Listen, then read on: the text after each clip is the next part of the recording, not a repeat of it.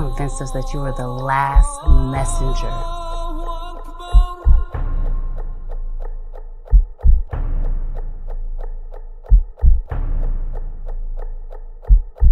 How many other bastard children do you have? Is what?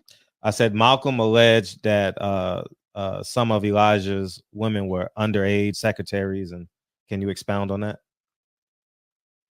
Yeah, well, I guess they were, because they were there. I seen them. I seen them myself. It's all true. It's all true. Good evening, messenger.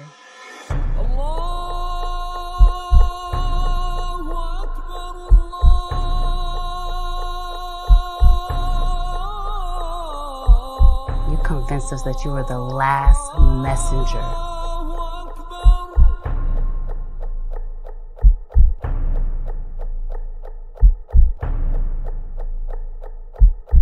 How many other bastard children do you have? Is what?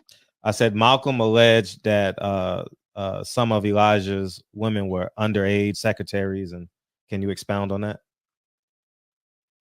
Yeah, well, I guess they were, because they were there. I seen them. I seen them myself. It's all true. It's all true.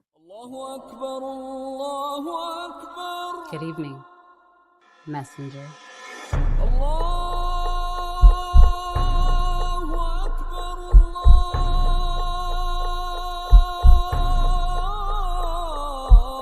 You convinced us that you were the last messenger.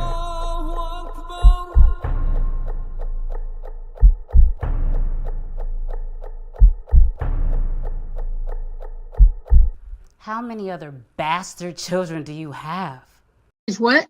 I said Malcolm alleged that some of Elijah's women were underage secretaries, and can you expound on that? Yeah, well, I guess they were, because they were there. I seen them. I seen them myself. It's all true. It's all true. Good evening, messenger.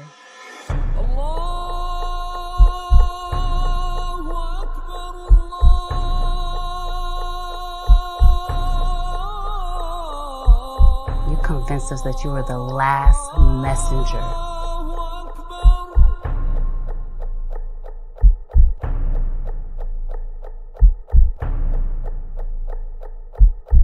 How many other bastard children do you have? Is what? I said Malcolm alleged that some of Elijah's women were underage secretaries, and can you expound on that? Yeah, well, I guess they were, because they were there. I seen them. I seen them myself. It's all true. It's all true.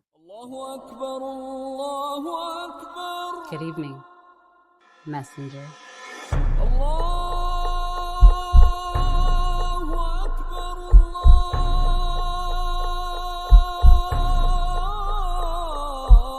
You convinced us that you were the last messenger.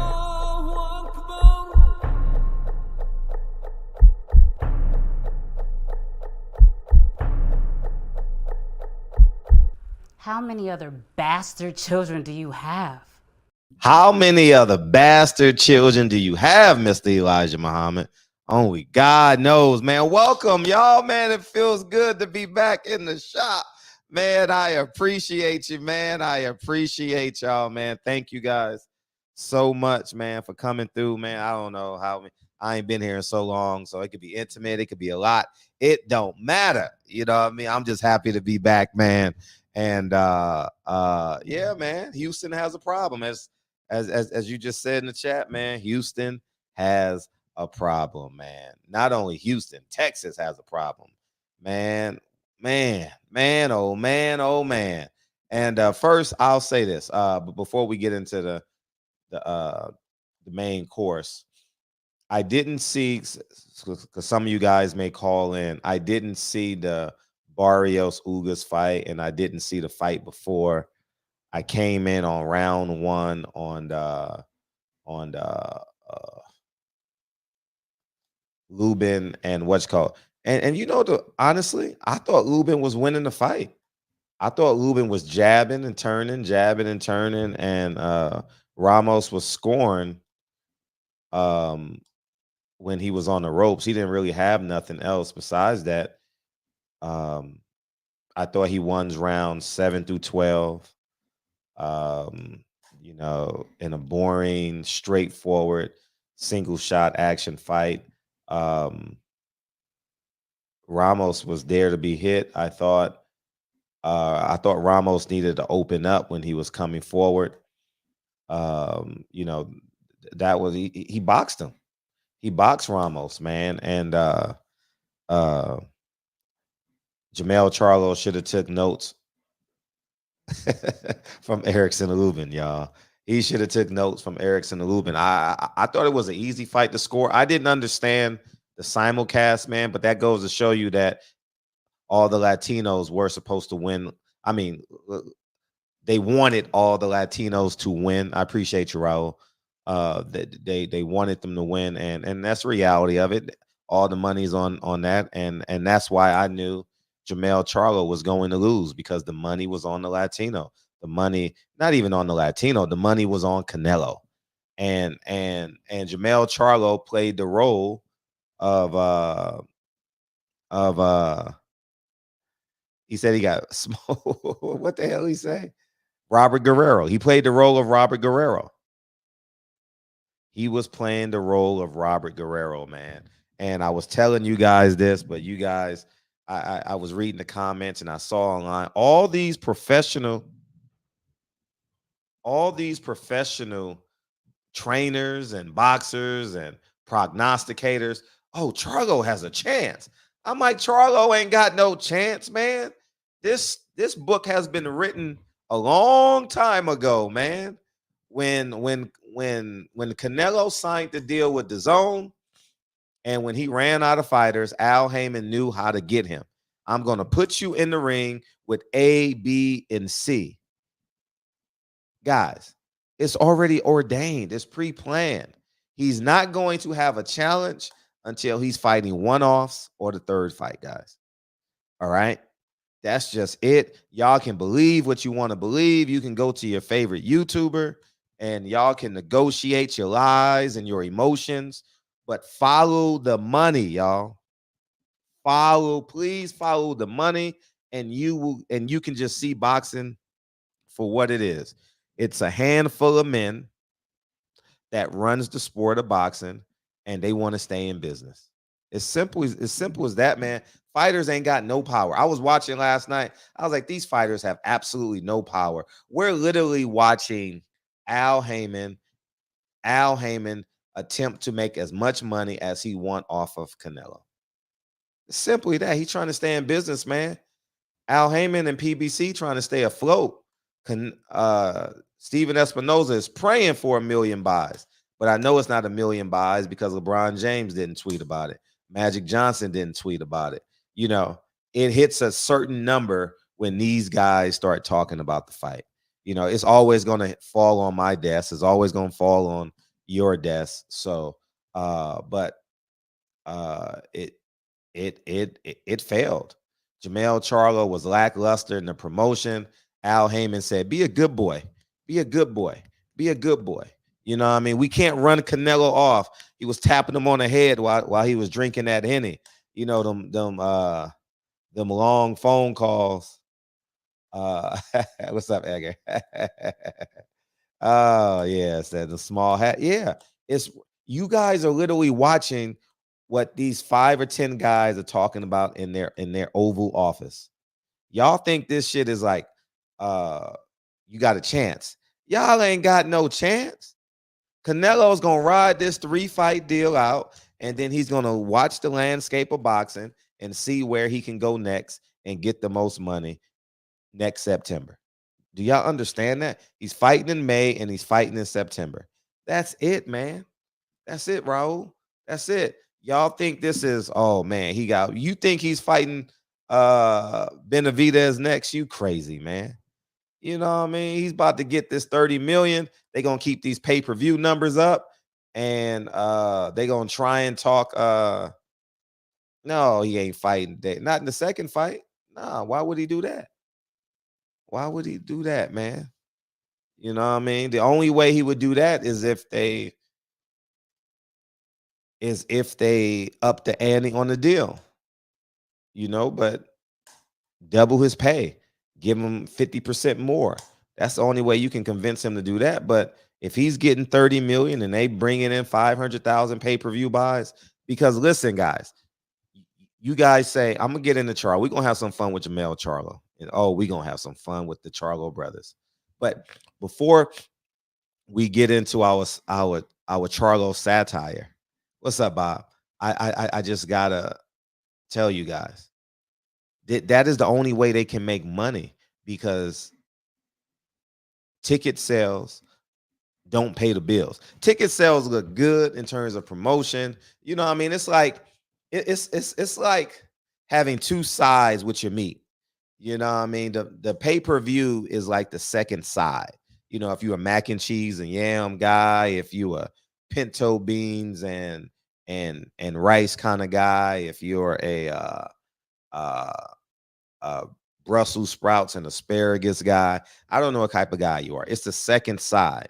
You can't live off of the gate alone. The gate sometimes don't even pay the salaries. You know what I'm saying? So you need that pay-per-view money. We're literally, everyone understand what I'm saying. We are literally paying the fighters. Nobody's paying the fighters, but everyone in the chat. Showtime don't want to pay. PBC don't want to pay. And everyone is watching afar, watching them just drown in their sorrows. And they should drown in their sorrows. They should, because they have bamboozled, lied, and tricked us for how long now? I've known since May 2018, as I've been telling y'all, since COVID. And I told you summer 2023, it's over. And the last week of summer, which was this past weekend, guess what? News came out that it's over. And it's going to look like it's not over, because pay-per-view is a welfare system. And they going to milk y'all. Y'all so stupid, I should say. I'm saying y'all because I'm talking to everybody but me, because I'm not stupid, right? They giving y'all David Benavidez Andrade on pay-per-view, and everyone is clapping. Oh, yes, I want this fight. Two guys who can't sell tickets outside of Arizona. You get what I'm saying? It's on pay-per-view.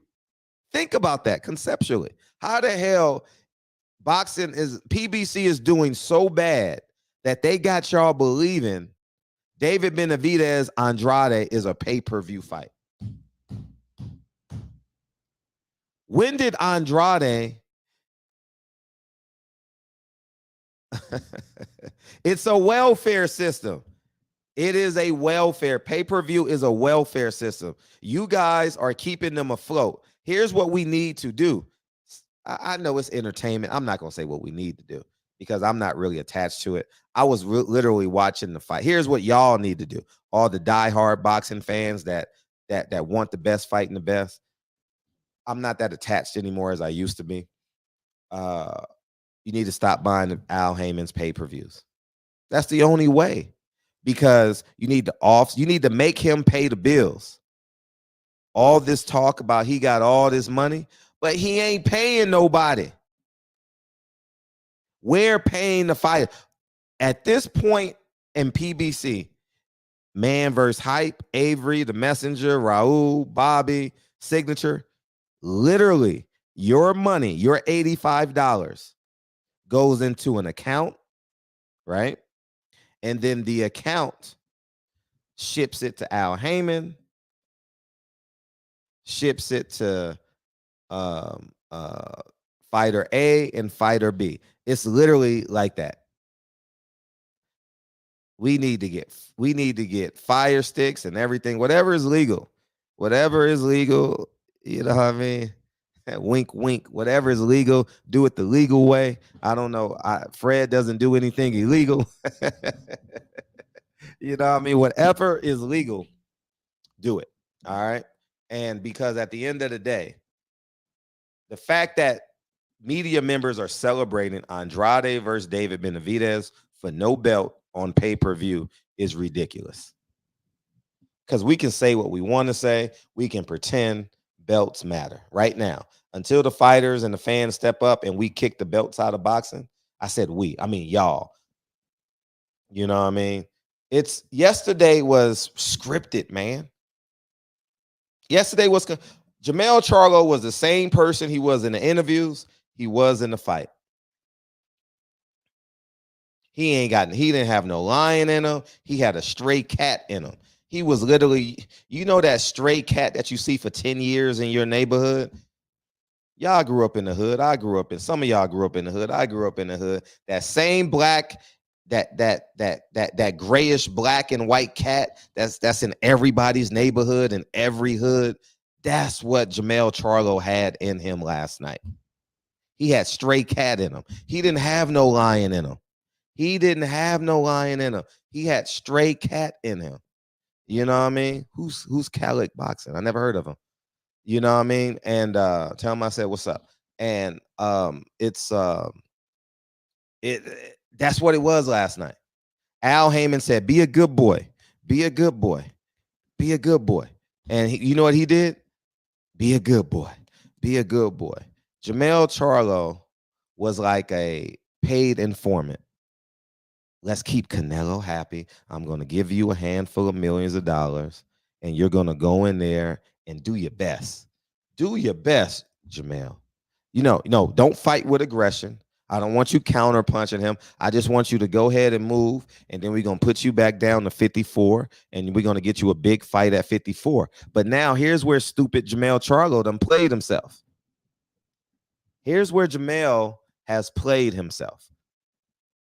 What fighter and location can he command as a fighter? He can't sell out. His fans don't travel to San Antonio, right? The whole place was free. The whole area was free. They gave away half those tickets for that fight. He came to LA. They gave away half those fights. He's dumb. This man was so dumb. He was played. They played Jermell Charlo like a fiddle. Where's his parents at? People say he made a career high payday. He didn't make a career high payday because he was out 16 months. You guys got to understand the realities of this. Y'all think on paper because you got a career high payday, but you were out 16 months and you're going to be out for at least a year now. So you fought once in 26 months. Let's see, May, June, July, August, September. 4 plus 16 months. So you're going to be out for 16 plus 12, 28 months. You're going to fight one time in the next 28 months. Put that in perspective. He got $7 million for 28 months of his life. Yeah, he made his career high payday. See, you guys got to understand what the hell I'm saying. Y'all think because you get one check for $7 million, you done made a career high payday. No, Al Heyman done tricked you. PBC and Steven Espinoza done tricked y'all. And like I said, I woke up in 2018. And when I woke up, I was tiptoeing around it. And then COVID came and I was like, man, forget this, man. I don't give a damn about nothing. And y'all thought I was crazy. I nailed it to the T. If you don't believe me, go watch, pick any live I did that has Al Heyman or PBC in the title. And I'm going to tell y'all, summer 2023, I told y'all it's over. It's over. How do I know? Because I follow the money. I don't follow my emotions. I don't do none of that. You know what I mean? So at the end of the day, let me talk about the Charlo brothers, man. The Charlo brothers are cowards. And Fred, what are you talking about, cowards? I'm not talking about coward in terms of wanting to fight. I'm talking about cowards in terms of accountability, character. They're cowards. Fred, what are you talking about? The natural low vibration is you wouldn't say it to their face. That's the whole point. Because they would be aggressive towards a person like you and a person like me. Oh, you talking about me? I'm gonna punch you in the face. See, I'm a law-abiding citizen. I got the law on my side. They punch me, I become more of a millionaire. You know what I mean? And I need rehab. I need all of that. You know what I mean? I'm gonna be in rehab for 2 years. Oh yeah, they're gonna have to sell all them cars. Yeah, I'm gonna put a lien on that house. You know what I'm saying? And I ain't playing. I'm dead serious. But I'm gonna explain it to you. Fred, let me explain it to you. Talk about coward. Life get tough. Life get tough for Jamal. What'd he do? Cave in. Lean on drugs. Lean on psychedelics. Fight with his brother. Fight with his wife.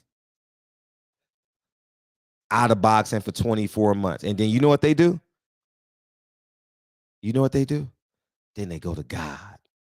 You've been born again. You've been saved. Hallelujah. Holla Jesus. What the hell are you talking about?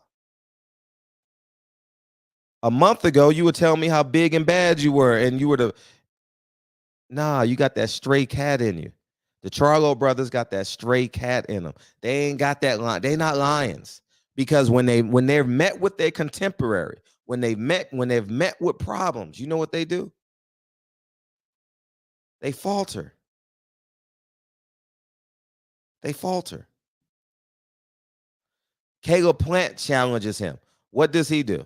He don't chase after Caleb Plant. He don't want to fight Caleb Plant.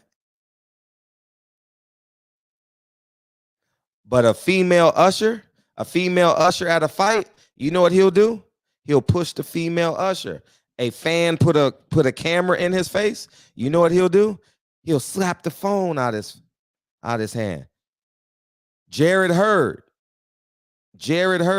will respond to him. You know what Jamal and Jermell Charlo would do? They gonna put their drinks down on the floor and walk towards him. But if I did that, you know what they gonna do? They gonna act like lions.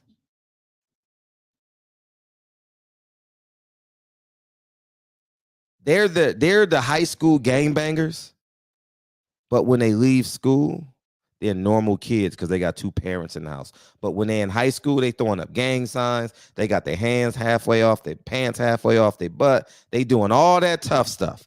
All that tough stuff. All that. When I say tough, I mean tough. But they got two parents at home. That's who the Charlos are.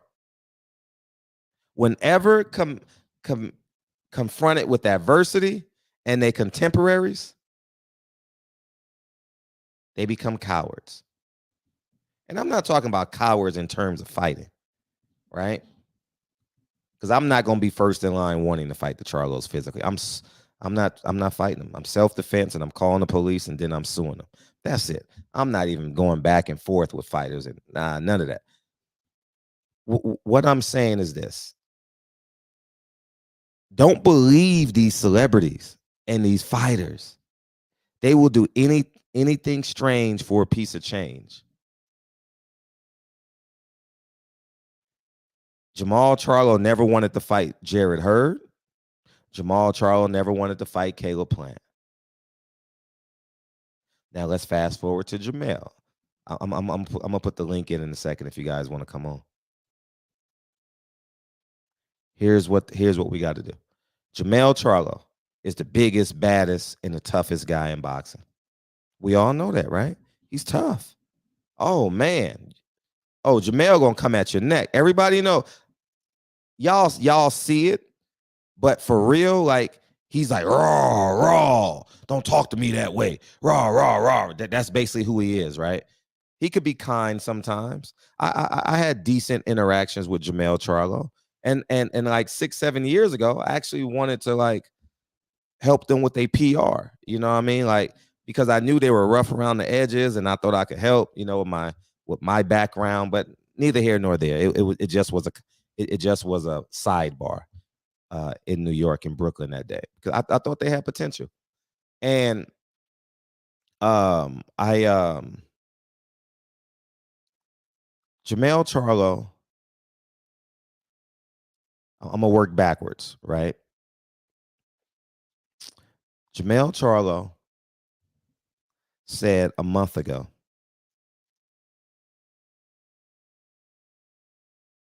the man said a month ago, I hope my girlfriend beat up my brother's wife, and I hope it goes viral. That's what he said a month ago. A month ago. A month ago. Y'all can find it. A month ago. And you know what he said 2 years ago? He says, I got people that'll do 20 years of life for me. I want to put Deontay Wilder in the dirt. I got people that'll put Deontay Wilder in the dirt for me. This is coward behavior. This is coward's behavior. This is coward's behavior. This ain't masculine man. Masculinity is a man able to protect and provide for his family. Street culture got us believing masculinity is being able to fight. No, they got guns and the law and knives for self-defense. Y'all ain't got to fight. No grown man in this chat got to fight ever in his life, realistically speaking. And what I'm saying is, carry your pocket knife on you. Go get your license to carry a gun. Follow the laws that go with the carrying a gun. You ain't never got to fight a day in your life.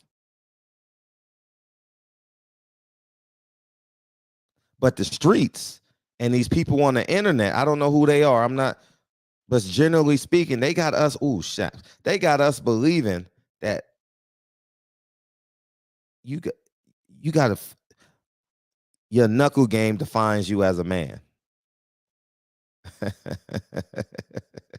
Nobody in this chat ain't never got to fight ever again. Everyone that follow your state laws. There's an inch law on every country, on everything in the law. And now they got guns you can carry, non-lethal guns that are legal in all 50 states now.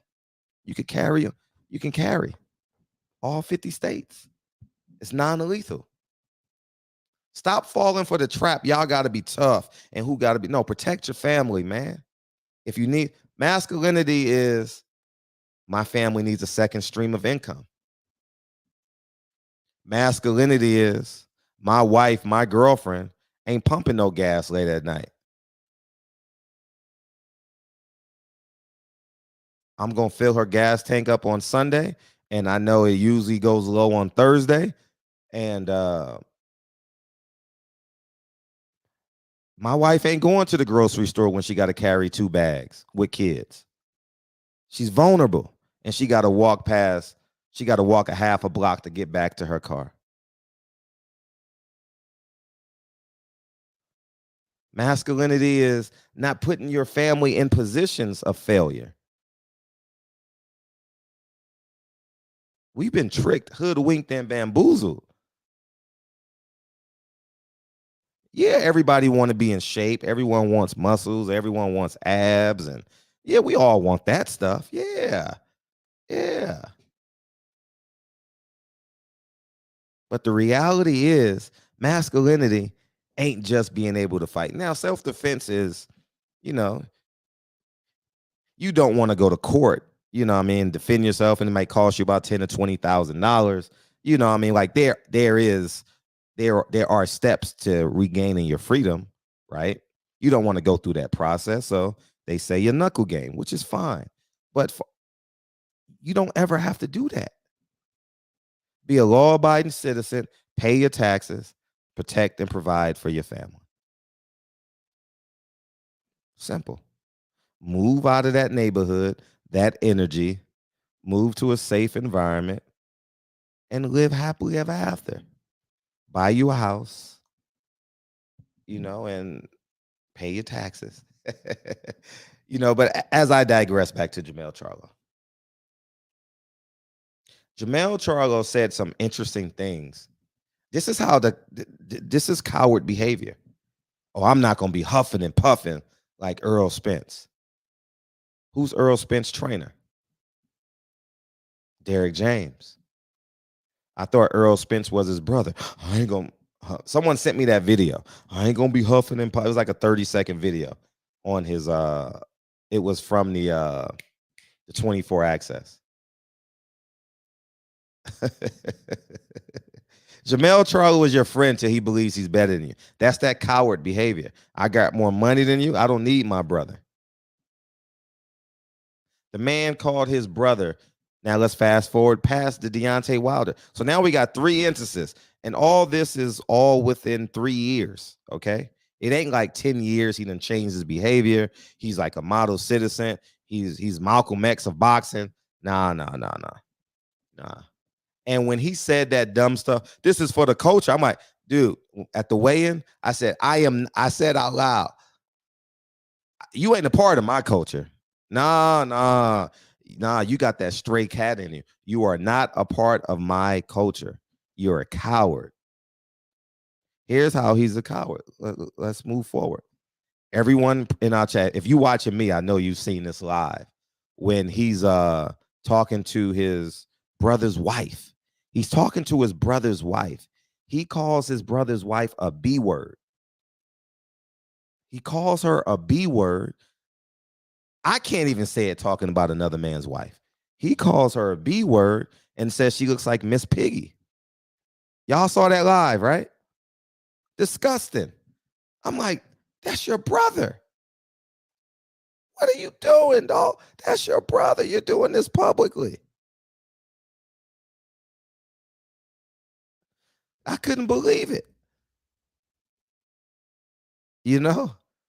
And Earl Spence was MIA. Yes, Earl Spence said, I don't want no part of this circus no more.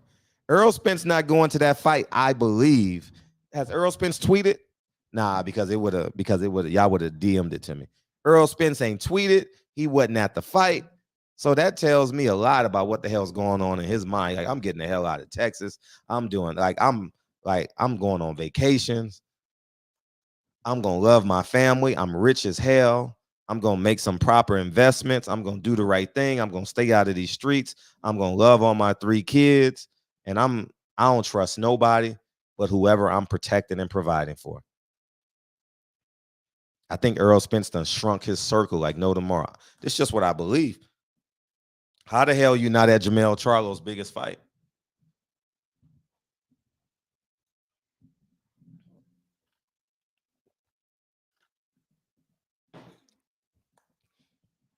You know what I'm saying?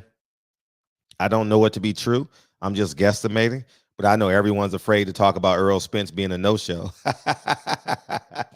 Earl Spence, like, I'm shrinking, dog. I'm shrinking. He ain't tweeted. Earl Spence loves boxing, dog.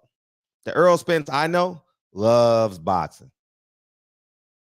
And I've been right on Earl Spence all of COVID, right? On this suck, I told y'all he was fighting Terrence Crawford. I know Earl. I've been around him too many times to know. Earl Spence has never lied to me, and I've never lied to him. So and this is just how Earl Spence is shrinking his circle. Not because he hate him, because he know he can be better. I'm not saying he's getting rid of Derrick James. Maybe he'll add to the team. But as of right now, boxing has figured out Derrick James. And there's nothing wrong with that. See, boxing is the only sport where there's no coaches' conferences. When you go to the Final Four, there's coaches' conferences all over, right? Jim Boeheim is teaching people how to play the 2-3 defense. Mike Krzyzewski is giving seminars on how to do the 4-out, 1-in method.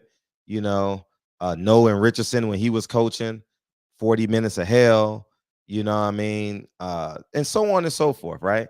And in the summertime, you see tons of clinics everywhere. And now that I'm back in basketball, I have an eye for this now. Boxing is the only sport where trainers don't get together and have conferences. How do you train? How do you, like, inquiring minds will want to know. Bomac and Red, and I forget the other gentleman's name. How did y'all teach Terrence Crawford how to throw the power jab? Boxing will catch up with you. Just like the Lakers when they had Shaq and Kobe, when Detroit Pistons beat them, right? Just like when the Chicago Bulls beat the Lakers, right? Sometimes I dream that he is me. Oh, that was like Mike. If I could be like Mike, I want to be like. Remember when he did this? He had 7 threes, but that was against Portland. But you guys remember that. If you're 40 something like me, you remember that.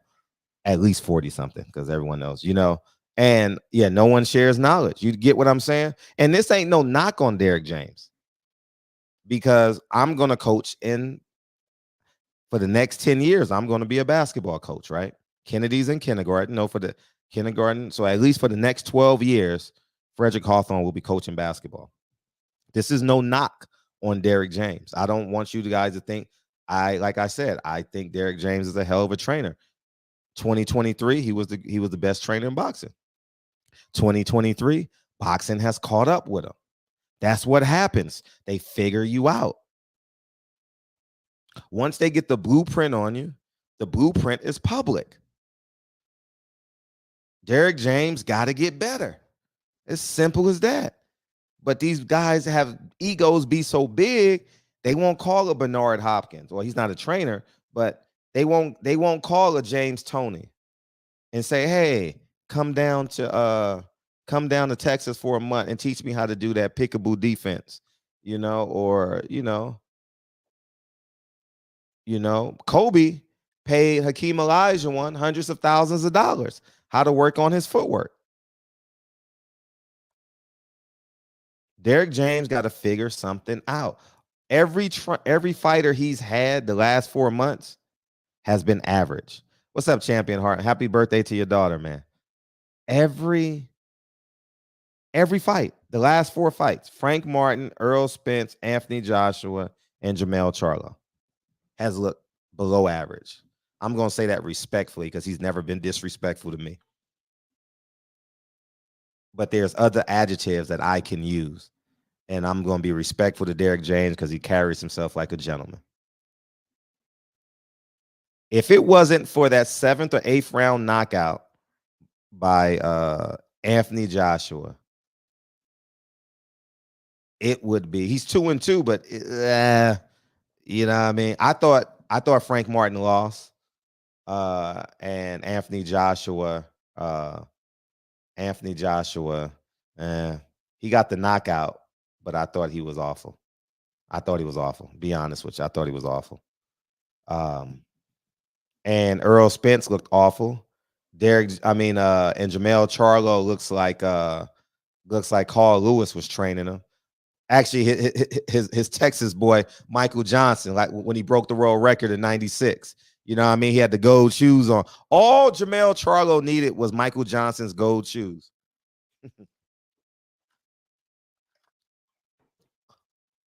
You know what I mean? How the hell you go into the biggest fight of your life not knowing your game plan, not knowing the structure of your game plan? Okay, here's what's going to happen, Jermell. Everybody knew what was going to happen.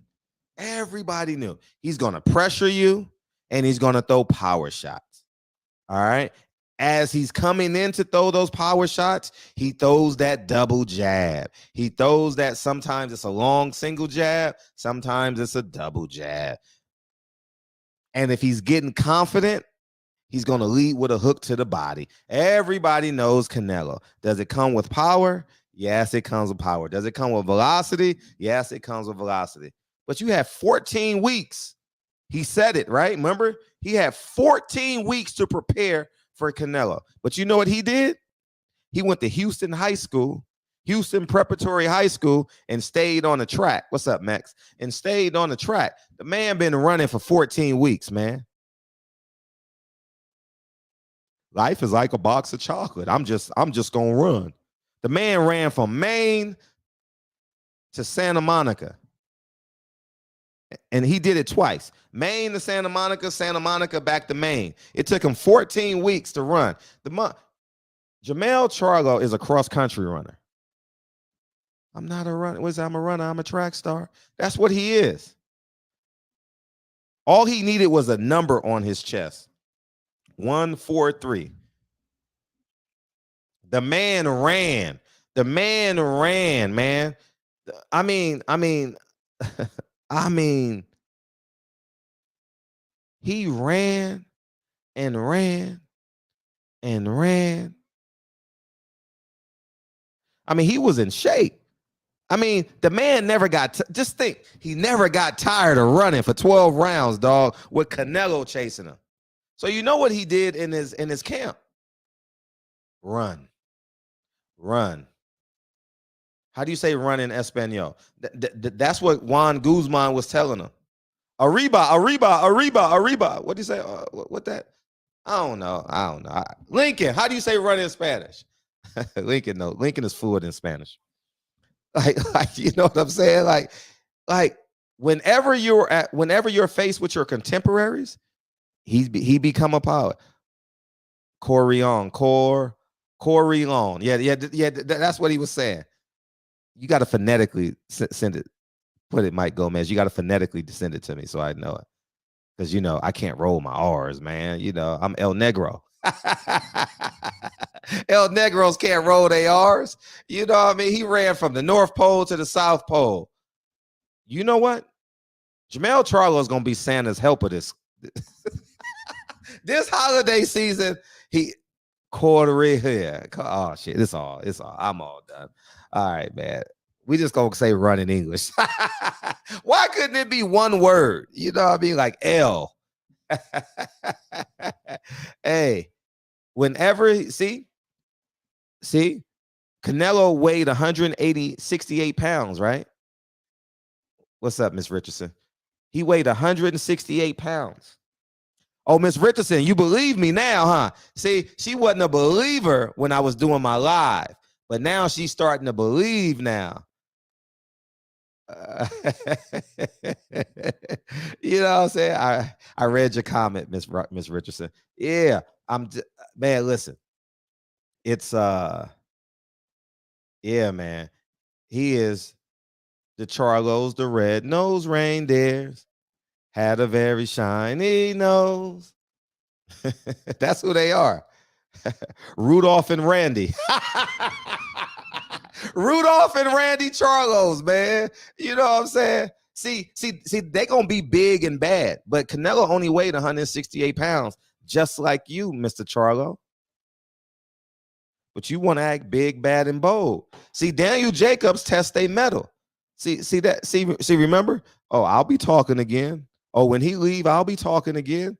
That's basically what, yeah, Viva Mexico. You know what I mean? Y'all took home the money. And shout out to Canelo for being a family man, dog. I didn't watch his press conference. I thought it was like, you know what I mean? I figured I'll read the titles, you know, because sometimes I get tired of the translator. So I didn't watch his, but I thoroughly enjoyed Jermell's.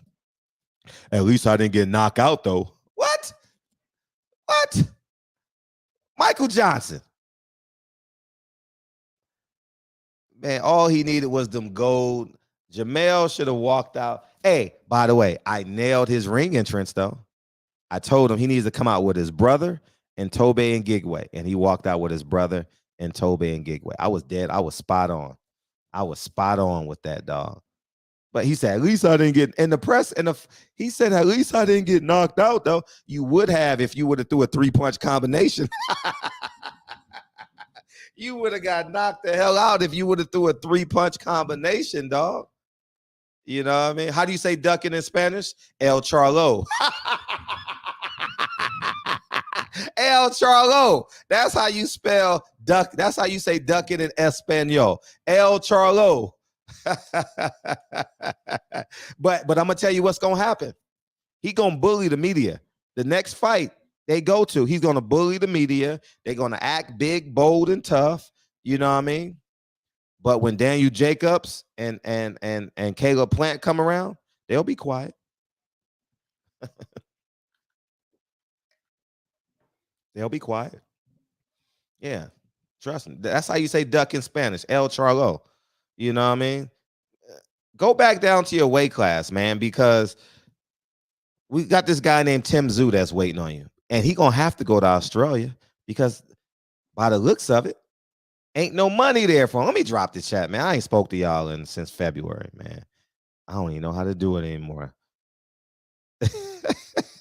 I'll try to figure it.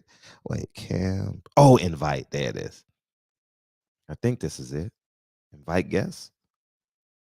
Yeah, I think this is it. You know what I mean? It's just awful, man. Feel free to come on in, man. But it's just we got an hour and 12 minutes. It's just pathetic, man. I don't respect this anymore, man. I'm a full-time family man. Y'all know if you follow me on Instagram, if you guys have followed this channel, I've been with Dre since I started this channel, and I've probably mentioned Dre in one form or another every way I've done it. You know what I mean? I've been a family man. You know, I have my days where I pretend to be somebody I'm not. I go in character, but why you got Earl Spence up like that, Mex, man? What's up, man? Hey, never forget. Hey, it's good to have you back in the YouTube streets, man. Oh, just tonight, man. Just tonight, man. Hey, you got to take your victory lap, man. You got to take your victory lap. Oh, you already know, man. You already know, dog. Especially with the Showtime shit going under. Mm-hmm. Yeah, I mean, even though I will say, you know, PBC is probably giving us the best fights of the year. Yeah. But you understand the money aspect of it that nobody was understanding. So, yeah, props to you, man. No, yeah, and I'm really, really happy that we're getting the fights. I'm not mad at the fights, you know, but the fact is, we're paying for it though. We're literally paying for it. Caleb Plant, David Benavidez was on pay-per-view for no belt. Yeah, that's a good fight. That's a sucker move. All due respect to both of them, but they're not pay-per-view fighters. No, I'm not. I'm just calling a spade a spade. I would tell Caleb, dog, that fight shouldn't, you know, I wouldn't fuck up his money. You know what I mean? If he coming on here to promote the fight, I wouldn't fuck it up. But I'm just saying, like, dog, that's not a pay-per-view fight at all, man. You know, and neither is Andrade. How the hell is Andrade a pay-per-view fighter? Yeah, he's not. See, I think neither fighters are pay-per-view fighters, but the matchup, and actually that card was pretty stacked. The Benavidez and the Plant. This one was too. Got a lot of names. It's got a lot of names. Charlo and Jose Benavidez is not a good fight. He's fighting another tune-up. He's been fighting tune-up for 7 years. The 7-year tune-up. That's what he's doing. That's what I'm gonna call. Oh my gosh, another tune-up, dog. Him and Keith Thurman, dog. Anyway. Yeah, man. Damn. But I will say I'm very interested in that rematch with Colbert and El Rayo? Colbert and who? Is it El Rayo? Yeah, I'm very interested in that rematch. I love the first fight. That was a good. It was a classic fight of like, how do you score this? Right. You know, power versus activity, or you know what I mean, however that goes. Right. No, I thoroughly enjoyed that fight, man. That was a good fight for sure. That was an awesome fight. We got Richard. See what Richard want to talk about. You ready, Richard? Coming up to the Bay in December or what? What's in December? Devin Haney coming back home. Right, nah, because I'll be in season. I start season November 13th, and it's every day. Well, it's every day now. So we're basically we had a game today,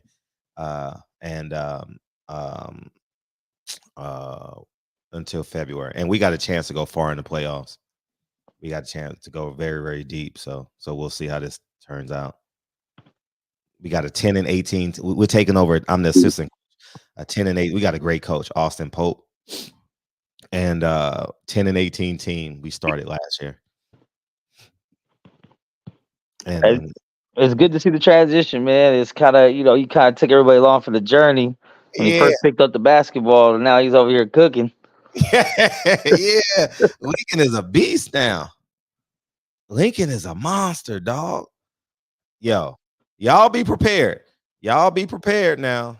You can see his confidence too. He carries himself different on the court. You see the confidence of barely learning and like, man, why you only got one person guarding me? Hold up. Yeah, he's very confident. He's poised too. He has. See, in my real life, I'm very poised. Y'all don't get this side of me because I got to be a character.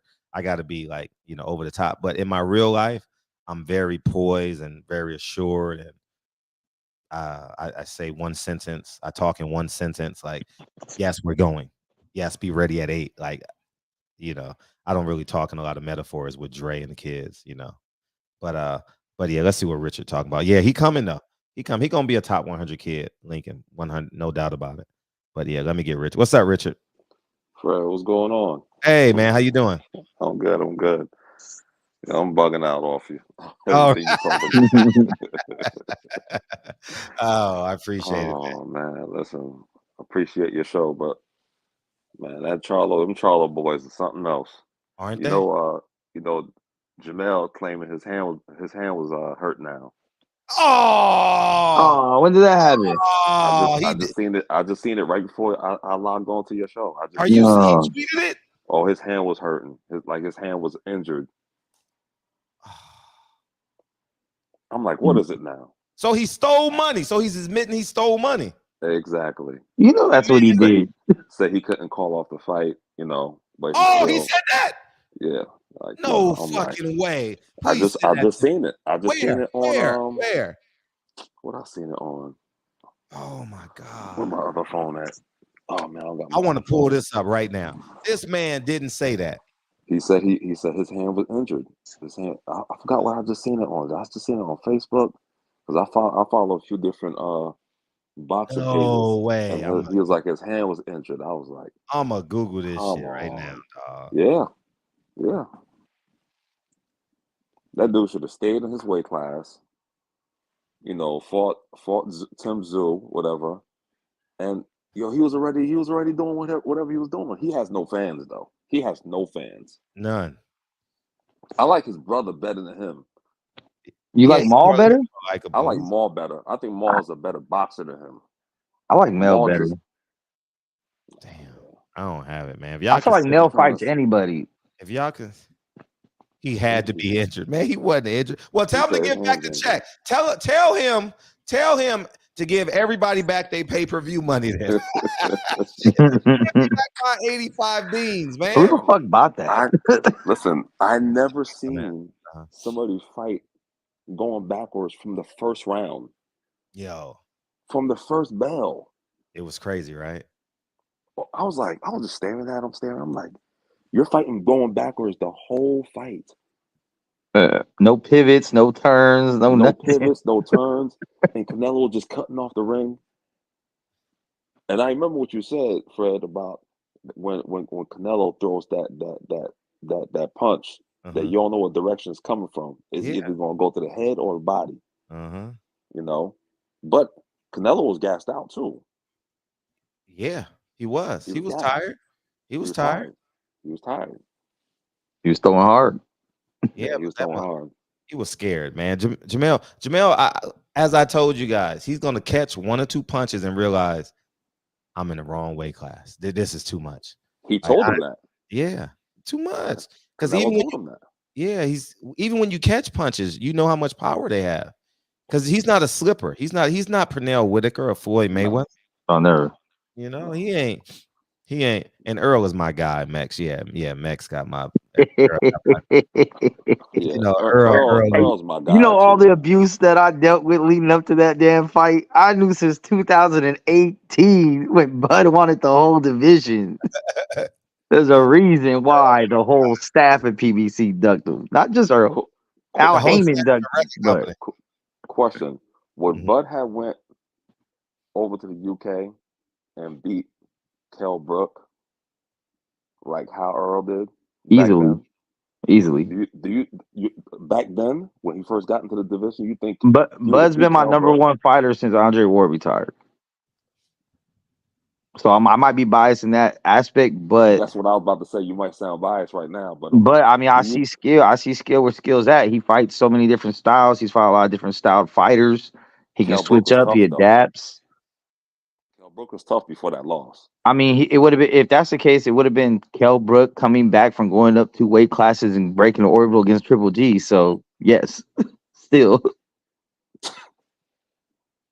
What's up, Phantom, bro? Let me get Rashid in here, man. What's up, man? Yes, sir. What's up, dog? What's good, man? How y'all doing? What up? Good. Man, we got to place the blame on Derrick James, man. Not a good trainer. Not a good trainer. No, Not a good trainer. Please. No. Why you think they ducked the Shakur fight? Can't take 3 L's in 1 year. Ooh. Come on now. Yeah, How you gonna have two of your top fighters in the biggest fight of their career and unprepared, amateur? Or maybe overtrained. Listen, I said that. Come on, man. Let's stop. Stop it. Stop it. I said Stop that it. same thing to one of my homeboys because you had your number one fighter, right? Your number one fighter, right? And his biggest fight of his career, and you had some.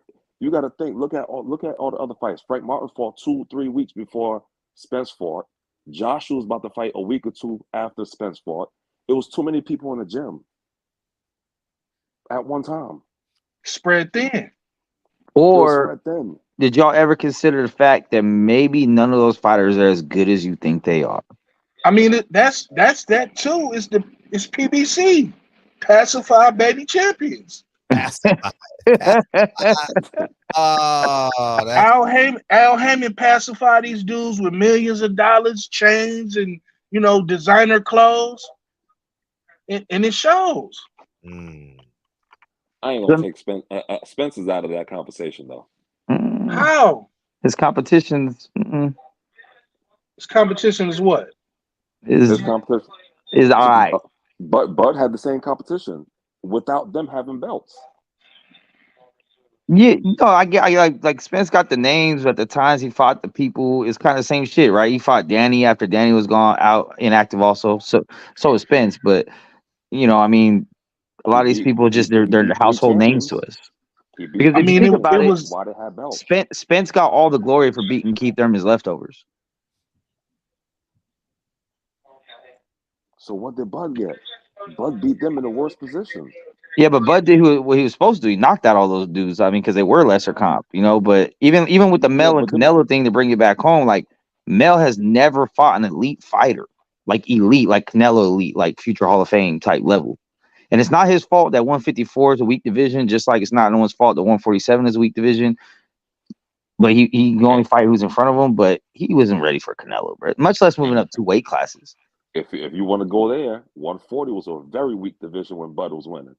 Because Undungo was a bum. For sure. And Victor Postal, he wasn't no at the time. Boogeyman. At the time, he was not though. a boogeyman. At the time, nobody wanted to fight him. No, he was not. At the time, they were accusing Bud of ducking him, and he was undefeated. See, Bud has beat people that don't even know what losing is like yet. But they got to learn from Bud what losing is like, and then they learn when they wake up. But either way, I mean, I know that fight still hurts, but I think Derrick James got he's got a lot of named fighters that maybe aren't quite elite. I mean, obviously no one's mentioned Ryan Garcia, right? So we already know what's up with that. I mean, we see that Joshua is kind of mentally weak at times and whatnot. And obviously he can't deal with skilled fighters such as Usyk.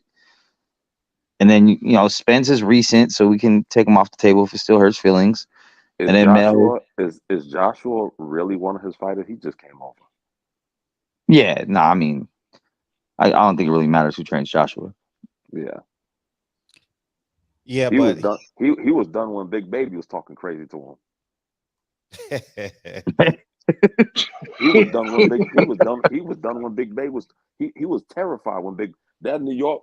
Listen, because I'm from Jersey. That New York slang was coming out, and he was afraid that fight. Before that fight, I don't know if I see that. I don't think I've ever seen any man scared of Big Baby. He was talked out that fight before that fight even started. I mean, who's more scared, Joshua or the guy taking PEDs to try to beat the guy that's supposed to be scared? I get that, Right. Well, like 8 PEDs in his system. You know what I mean? I get it. Yeah. Hey, and then I don't know if you guys saw this, but when Frank Martin was training, he was doing pads with another fighter. Did y'all see that with Derrick James? No. He had one on his left and one on his right, and Frank Martin was hitting on one side, and it Yeah, was he was. fighter. I did see that. I'm like, what is this? I did see that. You're a championship level fighter. What are you doing? You know, Yo, and that's Jermell didn't. lack of time. Jermell did not have one ab. Isn't that crazy? He did not have one ab. Nothing. He looked like Bernard Hopkins versus Smith. Jesus. I mean, he looked terrible, man. Horrible. He didn't train at all, man. It was all a fraud, man. It was all a facade, man. Al Heyman said, take this fight. I'll take you back down to 54 and you can go back with your belts. And then he realized that the deal was he promised Tim Tszyu a belt. Tim Tszyu was promised a belt. So Jermell Charlo, as we guys find out in this press conference, he didn't know about the WBO. He said, anybody in the WBO in here? He didn't know he was going to get stripped. Al Heyman said, you still going to be undisputed versus undisputed. But truth be told, you could tell Tim Tszyu was promised a belt because the fighters that he fought to get to this spot, 3 PBC fighters in a row, 4 with Tim Goucher, you know, and they all had, and except Tim Goucher, they all had to go to Australia and they paid, you know, so. Damn, PBC. Yeah. What you call PBC fighters again? Pacified baby champion. Yeah. Hey, Out. hey, Tank about to be in the witness protection program. Oh, he is in a witness protection, bro. He in bubble wrap. You know, Tank only fight cases and women. That's all he fights. Yo, He don't fight fighters, man. Look at PBC fighters. Look at Swift. Swift got taken behind the woodshed. Jarrett Swift got taken behind the woodshed. He's done. When the last time the Laura fight? Wow. Who? When the last time the Laura? When the last time the Laura fight? When the last time the Wilder fight? Wilder's not with PBC anymore, but yeah, you get that. What about old boy from Philly? Jared. Oh yeah. J-Rock. I'm all this is past their prime. That J-Rock shit get me tight, man, because he's one of them good. He's one of them good guys. Even if he drops, he still should be fighting. You know what I'm saying? Like, it's just weird to me. Like, fighters like him who lose their belts and who got to revamp themselves, they should be fighting. Chris Arreola should still be fighting. If Chris Arreola wants to fight, he should be fighting. Yeah. He's a middle of the road guy. Can he beat a guy on a good day? Maybe. But I'm gonna watch him because I know he's gonna get knocked out or knock out somebody, you know. So did you hear Zab Judah giving these guys excuses? What'd he say? Charlo had a good fight. He was on live tonight. Charlo had a good fight. He did his best. Ruben did his best. I'm like, some guy I was interviewing him like, yo, what are you talking about? Nah, he was like, Charlo did. I swear to God, go to his live. I'm gonna go to it. Go to his live, and he's trying to be their friend. Oh man, Zab. But Zab was one of those guys that didn't give his best after he got the belt. I know Zab's whole career. He was in the streets, you know what I mean, partying and I got a story for you. I got a story for you. A week or two before Zab was about to fight Floyd, we in 4040 in New York, me and my boys. Wow. And we in one of the rooms, right? Mm-hmm. And my man tapped me like, yo, because he wasn't into boxing like that. Like, yo, isn't that homeboy that's about to fight Floyd? Zab was drunk as hell in 4040 with us in the back rooms. Wow. Like 2 weeks before the fight was out. Just when 4040 was open. You know, people was popping. They just closed recently. Yeah. Yeah, I mean, I can't speak to that, but I'm gonna take your word for it. You know, Zab Judah. But Zab Judah was just that athlete that felt he had to take the streets with him the whole way for the whole ride. You know, like he felt obligated that he just should have got a tattoo of Brooklyn on his forehead. You know what I mean? Like honestly, he just believed he had to take the hood everywhere he went. And his dad was a tough guy. His dad was his trainer, right? Yep. Yeah, his dad was a tough guy. No nonsense, you know. He went too far. He should have left his he should have left his father. Danny Garcia should have left his father, and the other dude should have left his father that fought Floyd. All them that stayed with their fathers too long couldn't get them over that top. Yeah. Danny Garcia's father couldn't get him past that. What's the name? Yeah, he couldn't get him. Yeah. No, you're right. A lot of these fathers aren't trainers, they're fathers. So they learn how to be trainers. But unlike basketball, see, basketball, you get to, you know, but they don't get help. Their egos get so big that they think that they can do it on their own. You know, Bill Haney. Yeah. Bill. Like Dollar Bill. See, Lincoln has a basketball trainer. My ego is not that big. He has a basketball trainer, dog, and it is what it is. You know, but these fighters need to see. The problem with these fighters is they don't take the initiative, man. You know, like I'm willing to. I'm gonna go out on a limb and say these PBC fighters are not as intelligent as they're made out to be, because no one is speaking out. When Shakur was complaining, he was tweeting about it, yelling about it. Nobody's giving me a fight. Like Kenny Porter, yeah, no one's giving me a fight. They trying to block me out. You get what I'm saying? He was tweeting about. He was doing everything he can, and that's Bob, right? No problem. I ain't got no quorums with it. I think the power should be with the people at the end of the day, but you know, people fall prey. And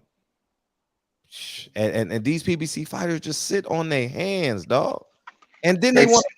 Go ahead. They don't want to mess up the money. Ain't no money.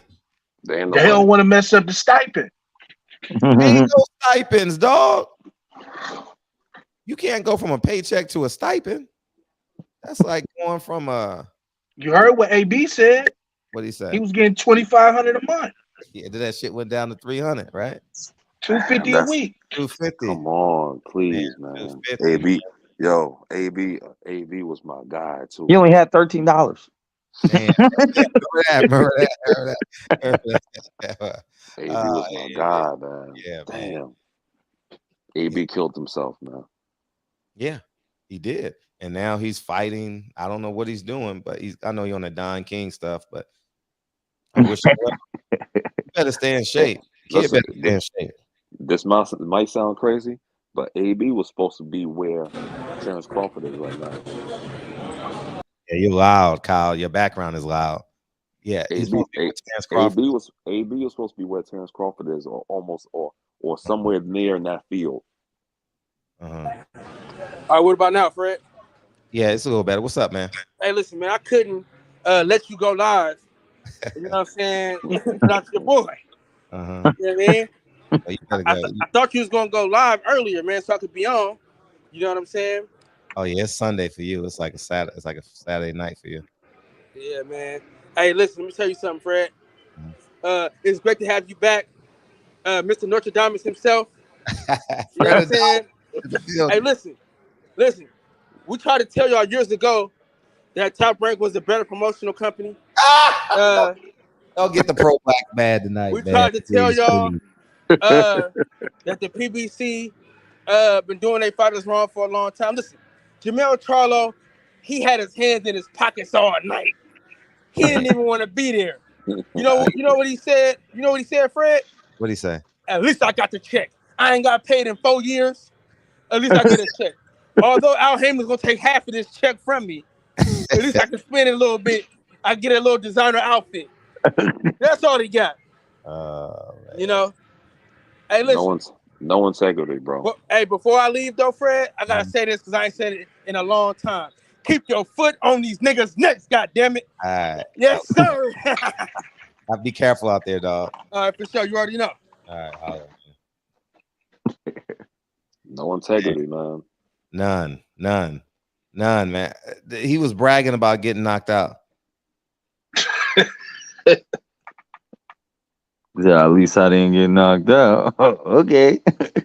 Yeah, man. Yo, I was destined to be great. I can't stand that term. It's not. Destined to be great means I went there and I put everything on the line and I fought. Yeah. No, he wasn't daring to be great. Motherfucker, he was in there literally to get a check. Full blown check, man. Man, I'm telling you, all he needed was Michael Johnson gold track shoes, man. Jesus. Man, someone should have gave him a runner's bib, man. Derrick James just should put a runner's bib on his chest. Go out there and run. You ain't gonna listen to me. Go out there and run. Or a baton so he could pass it to his brother. Yeah. Hey, at the next press conference, someone should hand Jermell a baton. Jermell and Jamal, the Baton brothers. Here. Y'all should just go run. Go run 100 meters right now. You know what I mean? Like, I got a question though. Is Canelo still going to be held accountable for cherry picking and ducking, or is he at the point of his career where it's kind of like he's in that almost retirement year, so he's just getting the money while he can? No cap. That is a complete cherry pick, dog. Jermell is a complete cherry pick, dog. Benavidez has been right there for about 3 fucking years, like maybe more. I counted, after Floyd, I think including Floyd, he had 21 pay-per-view fights. Wow. 21. I counted them today, right? Damn. And after 21 pay-per-view fights, that's a lot of fights. After 21, I could think of 8 or 9 that should not have been a fight. Khan, James Kirkland, Liam Smith, John Ryder, Fielding, John Ryder. What's the other dude? Chavez Jr. That's 6 right there. Chavez Jr. was a big Mexican fight though. Bum juice. It was definitely that was gonna sell, but I mean, it was so bad. They were begging, man, can you please make this weight? Like, okay, you can't make 165. Let's go 166. And that fight was fit. I still believe that fight was fixed because I remember when Triple G was in the front row the whole fight because he was up next. And when that fight was over, he got the Undertaker entrance. The lights went out in the stadium. Triple G came walking from the back into the ring to announce the fight. So I'm like, there's no way Chavez was made to win that fucking fight. I would have threw off the whole production. It was theater, man. I'm telling you, all this is scripted, man. They got 10 guys in the back. AD 843. You're not connected. It's all scripted, man. Canelo Charlo proves it. They had people literally saying he got a chance to win. I'm like, how does he have a chance to win? He's in a 3-fight deal. Yeah, no way. Yeah. And this was the first of the 3. He's not gonna fuck up the next 2. Exactly. So who's the next 2 people? The Mexican monster. Who else? Come on, stop. It's gonna be another. Yeah, it's gonna be Jamal. He getting his tune up, right? And then Jake Paul. Yep. And then he's out. And he out. Maybe Tank Davis. Tank Davis. Hey, I bet Tank Davis put up a better fight than Mel did. Hey, I should put that. Hey, rumor has it Tank Davis versus Canelo. Oh my God. At 175. That thing gonna break the internet. At 175, man. That'd be funny as hell. You know what I mean? They'll be fighting in court, man. Novada. You know what I mean? Novada last night. It was Novada. There was Novada last night? No, I'll go to the Vada Twitter. Novada. Oh, but I thought didn't they test Mel during the Bud and Spence fight, like at the fight? He said, but the Vada, maybe they used another, but the Vada Twitter always announces. If you guys want to know if they're fighting, I mean, if they using Vada, all you gotta do is go to the Vada Twitter. They'll tell you. Was there Vada tested with Bud and Spence? No, not that I heard of. No, because they wasn't on it either. Listen to what I'm telling you. That was one of the main things I was asking as a fan. I don't want to sound biased. Mm-hmm. Crawford looked so much quicker and better at 36. 36. I'm talking about like getting up there in age. Mm-hmm. He looked way more faster. Something was off that whole fight. I'm not trying to discredit him, but something was Yeah, off. he got concussed in the second round. Right. By a sneaky jab. See, there y'all go. Hey, I mean, I think come Earl, on, man. Spence I- almost Fred. died Earl like might 2 not really, times. so. Fred. yeah. Earl They wouldn't wouldn't even even- want me to say something was wrong. Like Earl be like, Fred, stop it. I lost, dog. Cut it out. Yeah. I'm serious, man. Man, Earl just lost. Maybe if you didn't wait 5 years to fight him, the outcome would have been different. Yeah. Now I might have will been. say this. I do believe that there's a limit you can go to stay under. I'm not saying Terrence Crawford do it, but I'm willing to bet that there's fighters that pay to be just under the limit, right? Like they take drugs to be under the limit. Oh yeah, yeah. So I said that. I said that all fighters are on PEDs. People don't realize that there are legal PEDs you are allowed to take within a certain limit. Mm. You know what I mean? Within certain testing pools, like Canelo being a perfect example. He didn't get in trouble for what he was taking. He got in trouble because he took too much. Mm-hmm. And then they raised the limit after he got caught, so he can take a little more. Yeah, because Canelo didn't have no abs in All Access. He had abs last night. He had abs funny? last night. Yeah, he did. He And was Jermell had super chiseled. Hey, that's the first time that I can recall, just off the top of my head, where it was the reverse, where the Latino fighter was more cut than the black fighter. Yeah. You see everything I say. I never seen a Latino fighter is more in shape than a black fighter. That's rare. That's really Very rare. Aunt Fresh, you're not connected. Yeah, man. That's mad rare. But man, I also wonder. And Jermell looked like he was about to cry when his brother walked in the locker room. He probably was. He did an interview and said that they weren't seeing eye to eye. They weren't really fucking with each other for a bit. So I think that probably need to be talking. Yeah, you don't need to be talking about that. Yeah, he shouldn't. You can't air out family business like that. But I mean, he just destroyed his wife, though, man. Like, and then Jamal said in an interview, yeah, he's taking care of his stepkids. That shit was hilarious. Oh, Did y'all see that? damn. He said, I didn't see that. like, 2 weeks ago. He was like, yeah, man, he's over there taking care of his stepkids. I ain't spoke to him in a minute. Damn. Like, yo, that's What a classic. shot. But I was like, damn, hey, that's a mean jab, though. You know, But then they say they won't fight each other. That sound like fighting words to me, bro. Yes, he called him a stepdaddy, dog.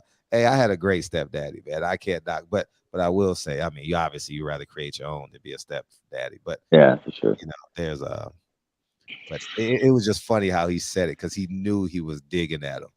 You know, but that goes to the coward behavior though. Jermell was a stepdaddy. Think about it. He's big, bad, he's bold, but you rather choose. Yeah, anyways, I don't want to make this personal. I just or that person. Get what I'm saying? Because then we're gonna divide the chat. What are you saying about stepdaddies? I got 3 saying that. Boy, I got 3. Yeah, you know what I mean. But what I'm saying is, in public, you big bad bold, you big bad Charlo.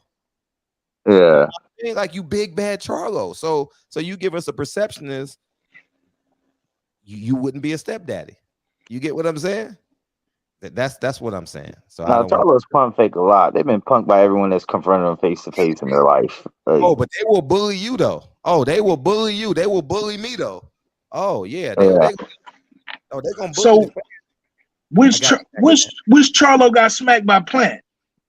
Maul. 160. 160. Okay. Twice. We got Aunt Fresh coming in. What's up, man? Man, what's up with it, man? Damn, bro, like Jermell, motherfucking Charlo, supposed to be the most toughest dude, always got a, snarl on it, so he always supposed to be so mad at the world. And, he basically is the big bully until you meet a bigger bully, has higher testosterone, higher everything that's quote unquote masculine. And you just saw him shrivel up like a little boy. He got sons, man. Because anytime you pull back on what you've been doing for years and years because of one person, somebody that's 4 inches shorter than you, he don't even have the same longest reach as you, and you basically just showed that your skills are not up to par with Canelo's. You didn't have no plan B.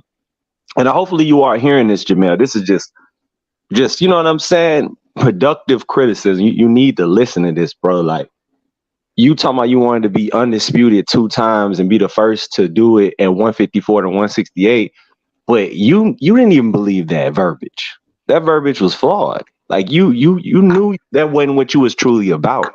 And all I'm basically trying to say to you, Jermell, bro, you need to get your mental together, bro, because like you're not gonna be able to do that with Crawford. Crawford way meaner than Canelo and way more active. And his first step is way faster than Canelo. Still was walking in quicksand towards Charlo. Crawford different, bro. He gonna knock you out. That's the truth. I'm saying it right now. I'll put up any money. If that type of Charlo show up, bro, you getting knocked out, bro. Big time. 3rd or 4th round. That's all I got to say, man. Pathetic. Nah, you're right. Oh man. Crawford would have a ball, but ain't no way Al Heyman giving Crawford his whole stable, man. Come on, man. I mean, he literally putting the whole damn stable out of business because now there's only one fighter left. I don't know what's going on, D, but it's not coming on. But I don't know. They got Tank. He's left, so you know Tank about to fight. He about to fight a 115er. You know, yeah, they try to call out Monster. That's crazy. I mean, Tank is my favorite fighter, 135. I think he's the best, but I don't like the way they've been moving his career. He's almost 30 and hasn't got that. He's a kid. He's young. He's young. I'm gonna have to interject with y'all, man. He just beat 2 undefeated fighters in a row. One rolling undefeated. I don't care about him being a clown. He still was considered a hard hitter. You know, had full confidence, and he made it look. To me, he made it look easy. He made it look easy, and he made Ryan look easy. Tank a fight. I'm not. Now I know what y'all saying. Y'all saying against a prime, black fighter that they got all the attributes. You know, all the ingredients. I understand what y'all basically saying. You know, I think it don't matter the color to me. Yeah, I think if Tank.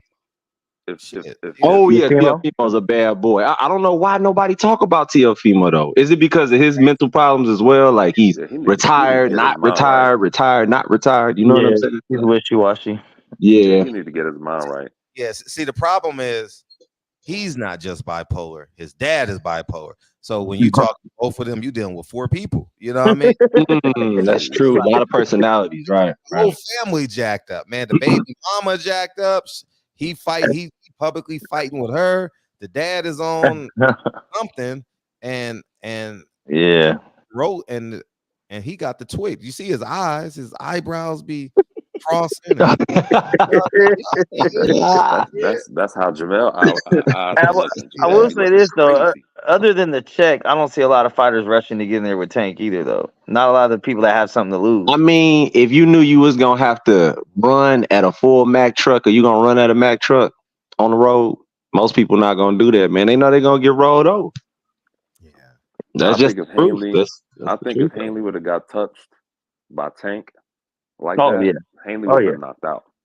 Right now, Haney got skills, but he gonna get hurt. If he getting there with Shakur, he'll get hurt. Yeah, man, Shakur mean. I don't think y'all understand how mean that dude is, man. Shakur will get Haney up out of there. I'm calling it first. I think Shakur has the best chance of beating Tank, also, just style wise. You think Haney's style can beat Tank? You said? No, I think Shakur has the best style to beat him. Oh, absolutely. But I don't know. I mean, that's a mega fight. If Al Heyman and them do it right, that's a mega. But I don't know if Shakur has enough power to keep Tank off of him, though. Nah. He's gonna have to avoid that power, the power and experience. Yeah. We'll just have to see when it happens, man. Like I said, I think Tank is the best overall fighter. I think he's kind of a victim of his power. You know what I'm saying? Because I think he has some of the best footwork, some of the best distance closing, defense. I think he's probably one of the best trap setters after Bud. He just does what he does. He's twitchy as well. He has that rare thing where he has that fast twitch muscles too. Like his mind is really sharp when it comes to boxing. He is sharp. And he has that extra level that you only see in a couple people. When it's time to turn it on, he can just get you the fuck out. Like we've seen it, and they're like, "Oh, you're down. Oh, you're down right now. Okay, he's out the next round." Same thing with Bud. Hey, you think you're down? Next round, fight's over. Not 2-3 more rounds. next round. Like That's fact. He trying to get them. He be trying to get them chicks out of there too. Oh, you say, oh, damn. Yeah, that motherfucker, man. the charges should drop. Man. I just hope he stay out of trouble, but man, knowing him ain't no He ain't. You know. But it's all about who you choose. I mean, he keep choosing these crazy mentally. I'm gonna say mentally ill. If you gonna grab, you know what, and smear it on the wall with somebody's name, man, you sick in the head. You sick. That's sick. And that's nasty. He got 2 baby mamas, man. Come on, man. Cut the shit. Come on. That shit crazy. Stop pretending. Stop pretending. Just stop pretending. He got 2 baby mamas and 2 kids. All we can do is be like, damn, I knew it. But I do want to say this. Teofimo Lopez and Devin Haney are the only 2 people down there that beat the man. I agree with that. Yeah. I mean, like, so who's the lineal champ right now at 140? Teo, because he beat Josh Taylor. Yeah. Oh, okay. Yeah. You know he did beat Josh. That's right. Yeah, he beat the man twice though. Didn't they strip Rolly? Did they strip Rolly? Please don't tell me. So. For what? Don't tell me. Because the WBA said they was on strip Rolly if he wasn't ready by a certain time. And I think what's name is about to fight for that. Ryan Garcia is supposed to fight for that belt. Yo, no way. And De La Hoya was on the committee, that WBA committee, somewhere, form or shape, something like that. Yo, no way, man. If he gave up that belt, he got to be crazy. I don't think it was a choice. Oh, he only had the intern, right? No, he got the WBA. champion. Yeah. After they robbed that old man. Yeah. Oh yeah, that was crazy. Yeah, man, they robbed the ARP guy, man. You know. Hey, I'm gonna say this, man. I know this is totally off topic, but it just popped in my head. Where the fuck was David Benavidez at? If you really want that fight like you say you do what Mosley did to Mayweather. You force his hand. You call his bluff right in front of his face. But you know what? They got this race loyalty thing I've been hearing because, you know, Canelo like, oh, I don't want to face another Mexican fighter. And then Benavidez say, I respect him so much, but then you want to fight, but then like, they just need to fight. Fuck all that race loyalty shit, fight. Because y'all gonna make a lot of money. Just fucking fight, bro. Like, I don't get it. Fight. Yeah. He should have disrespected him and how like Laura got in the ring. Yeah, that's how you gotta do, bro. Listen, damn. Yeah, but that only works. It's good for promotion. It's great for promotion. Like it's a lot of variables with that. Just do it. That's only worked one time. Canelo has never fell for that shit again. Now you got to kiss his ass and suck his dick to get a fight. You saw Mel. Mel had no aggression. Was super nice, laughing. Man, listen, his balls. I'm gonna keep it, man. He was neutered. He was neutered. Neutered, bro. Listen. He held more than I've ever seen. He was hugging on him, just hugging on him. He was trying. Hold on. And here goes the ultimate. And this goes for our wrestlers out here. It's a lot of wrestlers probably listening too. Canelo put him in about 45 headlocks. Go back and watch it. That's called breaking your masculinity down. A 6'7" guy was getting put in the headlock. I mean, over and over. 6'7". Over. 6'7", bro. Hey, no, I heard David Benavidez didn't go because in order to get free tickets for the PBC fighters, you had to be out of the ring over a year. Oh, okay, gotcha. You had to get free tickets. So hey, another thing too, with all that aggression with Mel, why didn't you move Canelo's glove? Why didn't you move Canelo's glove? Canelo put his glove up under Jermell Charlo's neck. Hey, why didn't you move it? Yeah, you're right. You know what was funny? I'm gonna get back to your point, Air Fresh, but hey, when they showed the PBC fight, I'm like, damn, I ain't seen him in a minute. They showed Chris Arroyo. I was like, damn, I ain't seen him in a minute. Leo, damn, I ain't seen him in a minute. When they showed that picture, yeah, I like that he was with his daughter, but I was like, damn, Chris, where you been? Hey, it's getting so bad. They not even showing up the big fights anymore. You know what I mean? But I think you had to be out over a year because, like, man, we can't afford to, Get you in the ring, but we'll give you some free tickets in the night hotel, That man. means Show the up. whole PBC should have been there. The whole PBC. The whole whole PBC roster. should have been there, bro. I mean, the whole PBC, dog. Like, you know what I mean? Like, appreciate you, Rocky. Yeah, man. The Avengers of inactivity. Yeah, man. Go to BoxRec and look at how many PBC fighters that you know off the top of your head, and look the last time that they fought. It's insane. 15 to 18 to 19 months, 2 years. It's insane. It's insane. Hey, Leo Linnell, it looked like he was paid up. Somebody in the comments in the chat was talking about Jermell. He looked paid off, man. I'm just keep. Yeah, he looked real paid off. It was a check. Yeah, yeah. It was really definitely sacrifice. He was like, hey, I'm gonna give you this fight. I want you to win, but we got to be respectful to Canelo.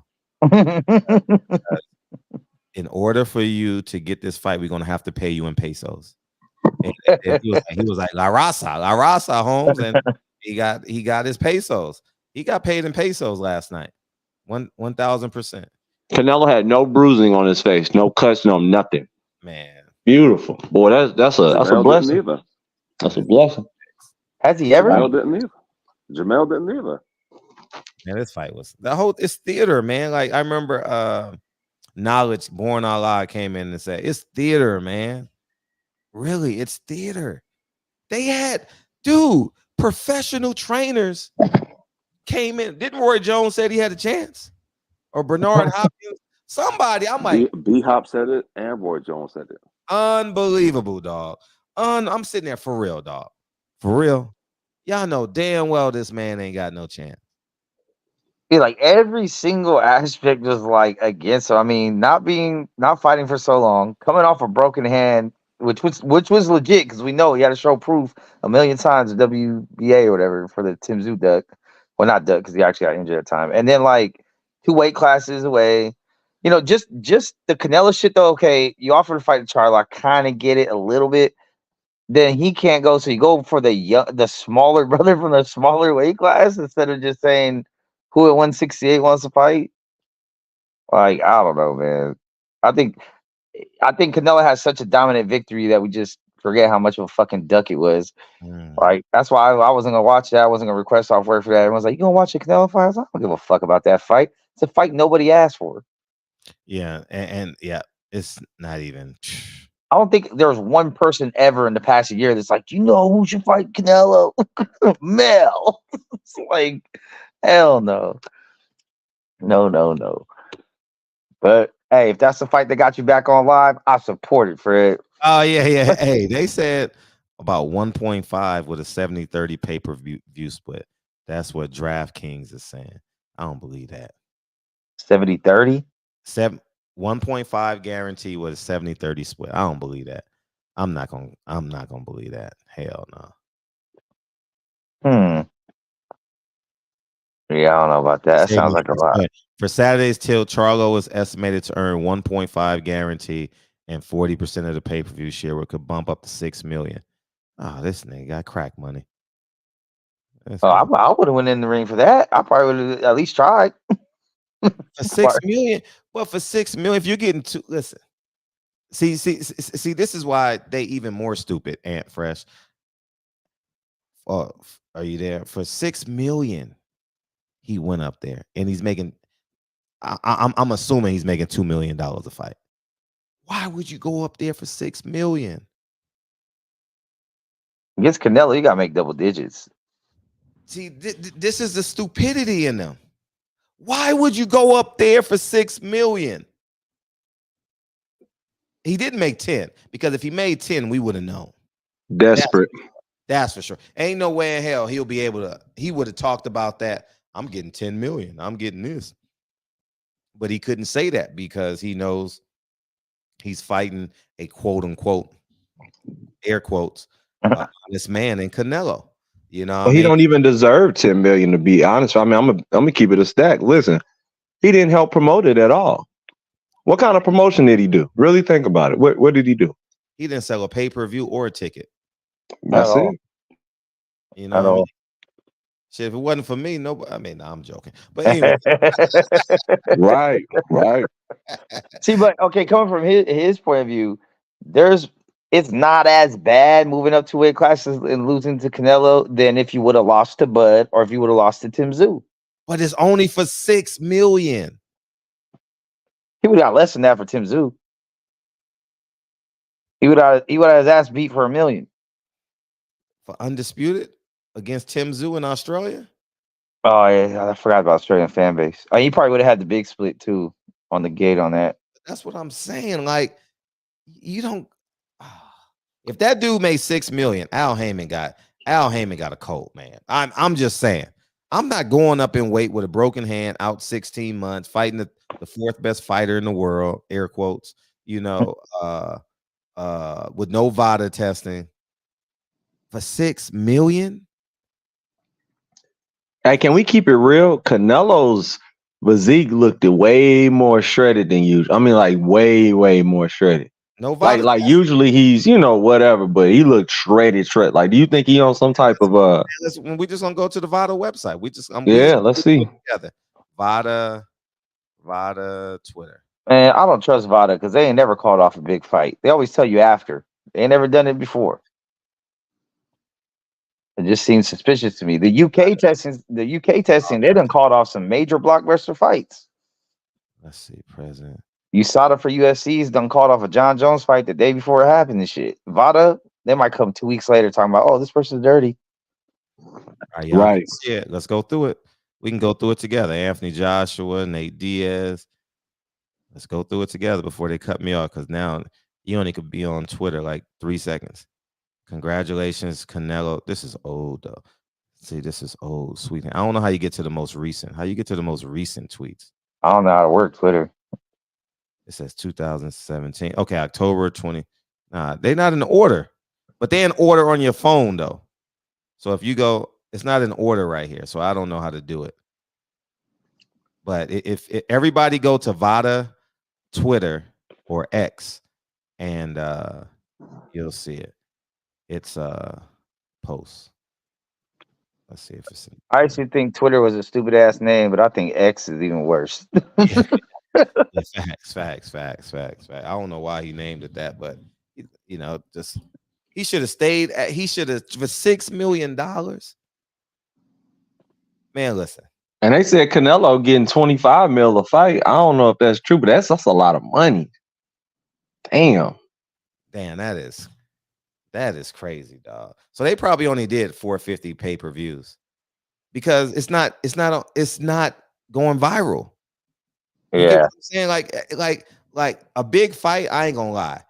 I get minimum 100 DMs on a big fight.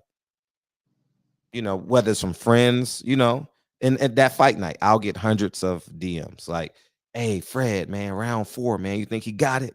You get what I'm saying? Like, oh, but I didn't get none of that this fight. You know, I get boxers texting me and calling me, what you think, Fred? What you think, Fred? I got 0 texts last night. Zero. I mean, zero. Like nobody called me, text me. You know, whether it's my friends or whether it's a PBC fighter or whether it's nobody called me last night. Well, Fred, a lot of people lost money last night. You do know that, right? Was stupid enough to bet. They deserved it. They bet on Charlo. Listen, Andre Durrell's uncle, I was watching his live on Instagram. He said he bet $400 for round 8, 9, and 10.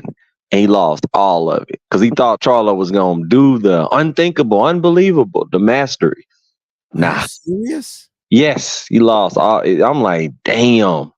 I mean, when you look at the year so far, the biggest fight of the year was a non-title fight. Tank and Ryan, 1.2, 1.3. Yeah. That was a spectacle. That was a good event, man. That was a well done event, well played. I mean, it wasn't I knew it wasn't a competitive fight. Yeah, we all knew that. I knew but nah. People thought Ryan had a chance. Ryan ain't had no chance. Only chance he had, man. He should have prayed, man. He got to pray just to make it today. He should have got rebaptized in the Bellagio water lights. You know, He should have got. You know, he should have brought his pastor out. You know, what's up, Kev? And the tater tots. Charlo just heard Canelo name and said, "I'll sign everything." You know, anything. No negotiations needed. I know. Hey, I'm gonna say this real quick. This is off subject. I want to talk about Lubin real quick, man. I'm the Robert. I'm gonna be hard on Lubin. I'm hard on any fighter who had potential to be an A fight. Lubin was so talented coming. I don't know if y'all remember him coming up, but he had that hammer of a right hook, and I just miss his intensity. He don't have no intensity. He's very timid. He's resulting to just 1-2 punch, and they're like medium hard punches. They're not super tough. You know what I'm saying? Like put your hip into it punches. He's like he's scared to pull the trigger. And as a head coach, aren't they supposed to notice that shit? I wouldn't even want you fighting an undefeated guy or a top young prospect or contender if you not giving your best. I don't think he gave his best. That's what I believe. What do you think, Fred? I ain't gonna lie. I thought he won. You thought he won? I don't know. He didn't. He just. I didn't see the damage. I just didn't see. I don't know. I didn't see what everybody else saw. I mean, I didn't think Ramos won. I thought it was a draw. Personally, I just didn't see. I didn't see nothing from both. I didn't see nothing special. Like I don't know. I thought he single shotted him and turned, and I thought Ramos for the first 6 rounds, he was waiting for him to get on the ropes. Right. No ring generalship. I thought Lubin was a little better, not much better. Right. His footwork looked good. I will say that he has really good footwork. I love his footwork. I mean, Ramos giving away those last 2 rounds kind of just did him in. Like I'm just getting tired of seeing fighters just give away late rounds. I mean, speak on it. Same thing with Loma. Loma literally said in an interview, I knew I was up, so I didn't against Haney, so I gave away the 12. Like, why would you give away the 12 in a fight that close? Like, finish out strong. Let that be the last thing people see. You know what I'm saying? So right. I still feel like Ramos might have edged it out, but with him giving away those 2 rounds, it's like I can't really. You kind of got what you deserve. 7 through 12, he gave up. Like he wasn't doing nothing. Yeah, that's true. Like he was just walking, and he's a big target too. He's a really big target. I thought he was better than. I ain't gonna lie. I thought Ramos was better than that. I thought he was better than that too. Like, I think that's why I was shocked. I was just shocked, man. I thought he was better. I was, and Lubin could have been better offensively too. And look, Fred, I'm just very cynical about these type of fighters like Jermell and Lubin because they're so athletically gifted. I want to see the best, each time out. It's not like they're old, like 30, 38, 40-year-old fight. You guys are still in your prime. Like, give your all while you're still young. You know what I'm saying? That's just how I look at it, though. Give your all, man. Was it hard work beats talent when talent don't work hard? Yeah. Shit. Well, Jamel Sehel said, I'll never win. I'm just going to be a runner. That dude ran for 12 rounds. I still can't believe it neither. Fred, each round, I'm just like, is this it? I'm so glad I didn't pay for the pay-per-view. I'm so glad at the last second I said, fuck that, I'm getting the stream. I'm sorry, I said it out loud. I said, fuck that. It's good. Hey, that reminded me of the Ibuche fight. Y'all remember the heavyweight fight against Lennox Lewis? When the ref said, stop holding. Y'all remember that? Man, yeah. Dude ran. He ran and ran and ran. I'm sitting there like, but at least throw. If you're gonna try to be slick, listen, he didn't throw not one hard Tony Harrison type of left hook to hurt Canelo. You would have thought Tony Harrison, spit on him the way he fought him. But with Canelo, you act like Canelo your daddy. I don't want to hit my dad because I know what's gonna happen if I hit my father. You know what I'm saying? Make Al Heyman jealous, man. He's gonna cut the stream off. Don't make him jealous. Al Heyman to get jealous if you say he had another daddy. Charles. I mean, even at the point of later rounds when he knows, okay, I'm down on the cards. He didn't just close his eyes, put his head down, just swing for the fence. You know what I mean? He's like nothing. Man, it was corny, man. It was mad, unbelievable, man.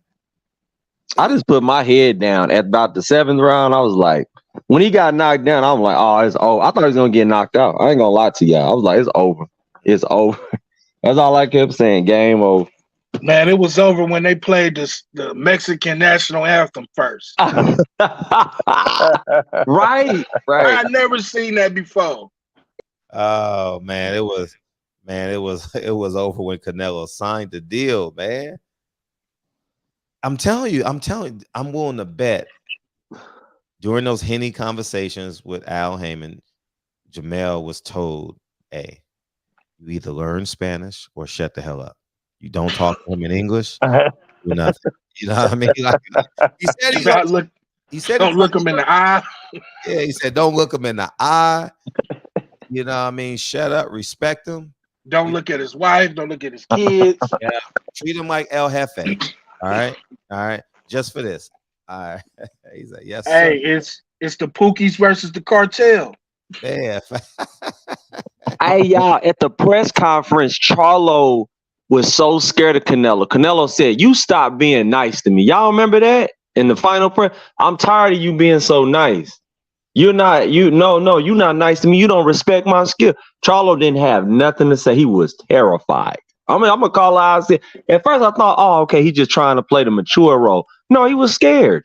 I'm gonna call out, man, because if it's any other fighter, he gonna talk his shit. Why you so scared of Canelo? Come on. Ask yourself this question: who is? I mean, he didn't beat Canelo, so what is Mel's best win? If we going off knockouts, I would say to Tony Harris. I mean, he beat the shit out of him that second time. Okay, once again, that's after you lost already to him. Right, that's true. Yeah. Castano, that's after he already had a draw against him.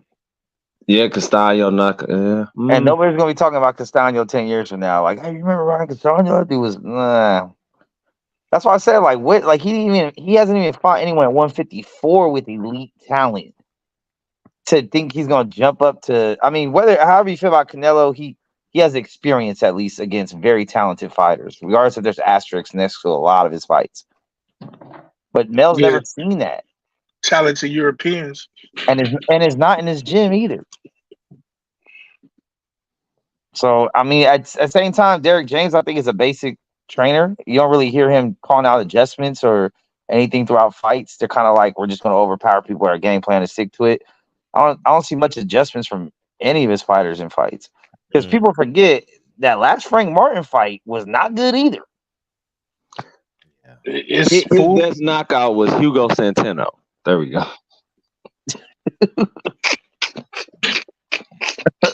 Who's that? A bank teller? Oh, damn. You talking Spanish, right? Cent means 100, right? Yeah, the Mexican. He was a Mexican undefeated 6 foot tall guy, real skinny. Yeah, he was a nice guy, man. I know. I'm messing with you, man. That shit funny as hell, man. That motherfucker's a bank teller. Oh shit. Hey, Hugo Centeno. I walked back from the Barclay with him back to the hotel one night because it was like, fuck that team truck. It was because hey, if you ever want to blow up something, Barclay. No, I'm serious. By that is, don't knock yourself. No, what I mean by it is, dude, when you walk, if you drive there, oh my, it is horrid. Oh man, you think the 405 is bad?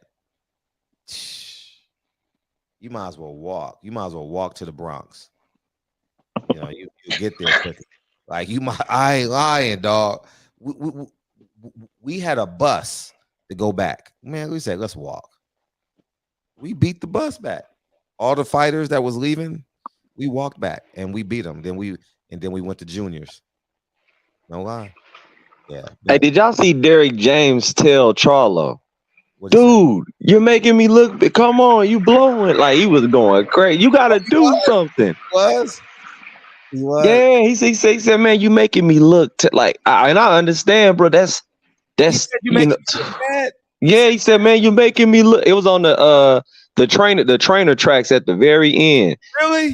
Yeah, he flipped out. He said, what are you doing? What are you doing? Because he's supposed to be trainer of the year. Remember? He did not say you making me look bad. Man, I had to go back to. I swear I heard him tell, and Jermell just looked at him like, I don't know what to tell you, whatever. He just had this blank stare on his face. He never changed facial expression. Man, Jermell he didn't even train. I think he was high. I don't know. It should be weird in boxing today. Like he looked weird. Like he just looked so disinterested. Scared. Yeah. But what's gonna happen? He gonna snap. He gonna snap on a media member, and y'all gonna realize that he's a fake bully. Man, the bully got bullied. There it is. That's all I'm gonna say. The bully got bullied. Yeah, he was. Man, good luck. And if Jose Benavidez beat his brother, God bless them. Imagine Jose Benavidez beat him with one leg. Damn. Oh, he got to retire after that. If he get beat by him, he got to retire. What y'all think about Maul kicking it with Bud and taking pictures and shit though? That was kind of weird. That's grimy. That's crazy. I told you they got that coward culture. I told you they got stray cat in them. They not lions. They got that stray cat in their blood, man. They weird. How you taking a picture with this guy? You done prayed. You done asked God for forgiveness. You done got your wife back. You done relationship with your brother, and then you take a picture with the ops. Not saying you have to have beef with them. You don't got to turn up and act tough. Not saying you got to have beef with them. But optics is everything, right? Exactly. Hey, and then Bud posted it on all his social media accounts. Hey man, I'm gonna say this. Bud is a motherfucking savage. I mean, as soon as it was over, he was like, "Man, you think y'all want to fight you and look how garbage you look. You look trash tonight. Trash." Bud, the one thing I will say about Bud, even though I was extremely wrong about his skill set. The one I had an altercation with Bud, not an altercation because I probably wouldn't be here right now. But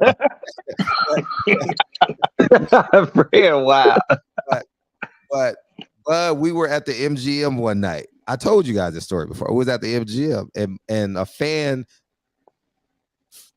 knew me from the platform, right? And Bud was like 10 feet away from me. Bud said, "I don't fuck with him." And I had to respond, right? Because you're a man. And I said, "I don't fuck with you neither." And I was like, "Oh shit." Thank God we was in the public. Thank God we was in the MGM. Because I would have said that shit to him at a strip club or something like that. Or he would have whooped my ass, man. Oh, thank you, Jesus, man. Thank God for the casinos, man. Yeah, man.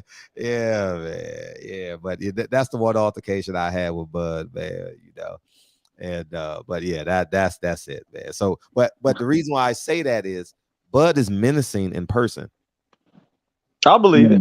No, he is like he's that broke guy he's the broke kid in the neighborhood that wears the Wrangler jeans with the holes in the front of the Cortez.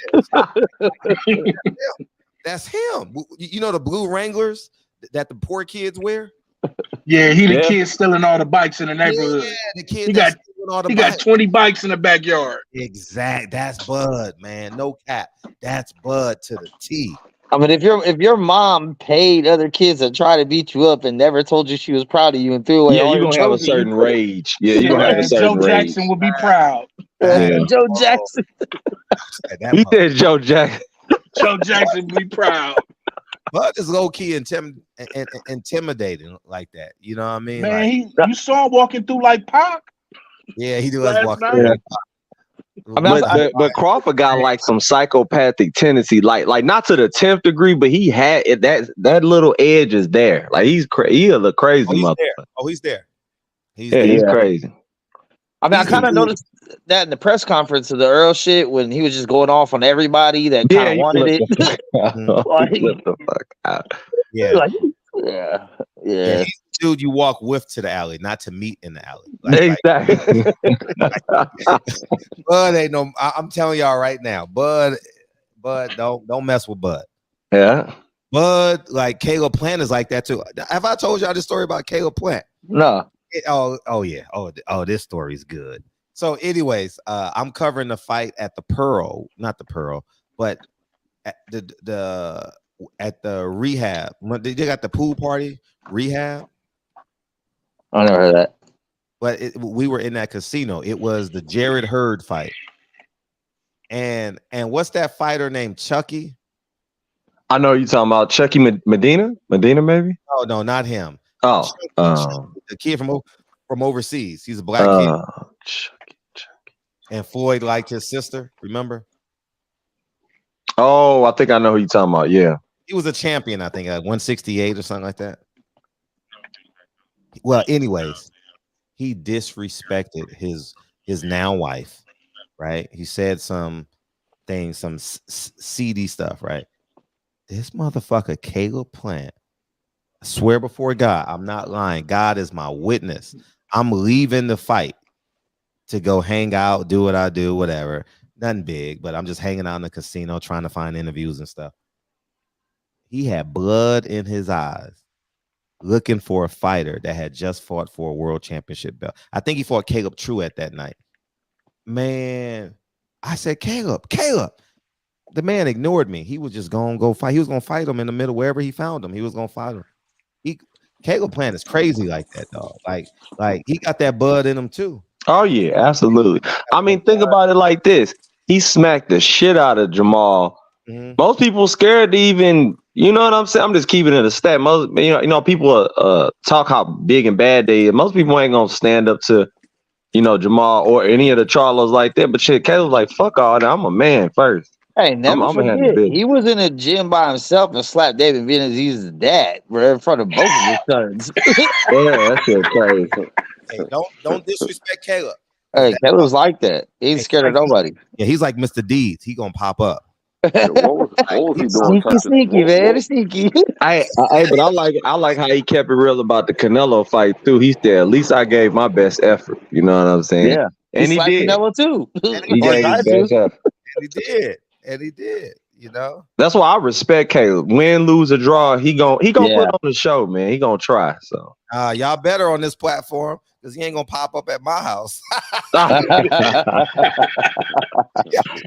I want no smoke with Caleb, man. Nah, me and Caleb are cool, man. I love Caleb, man. But man, that motherfucker will pop up. He just pops up on dudes, man.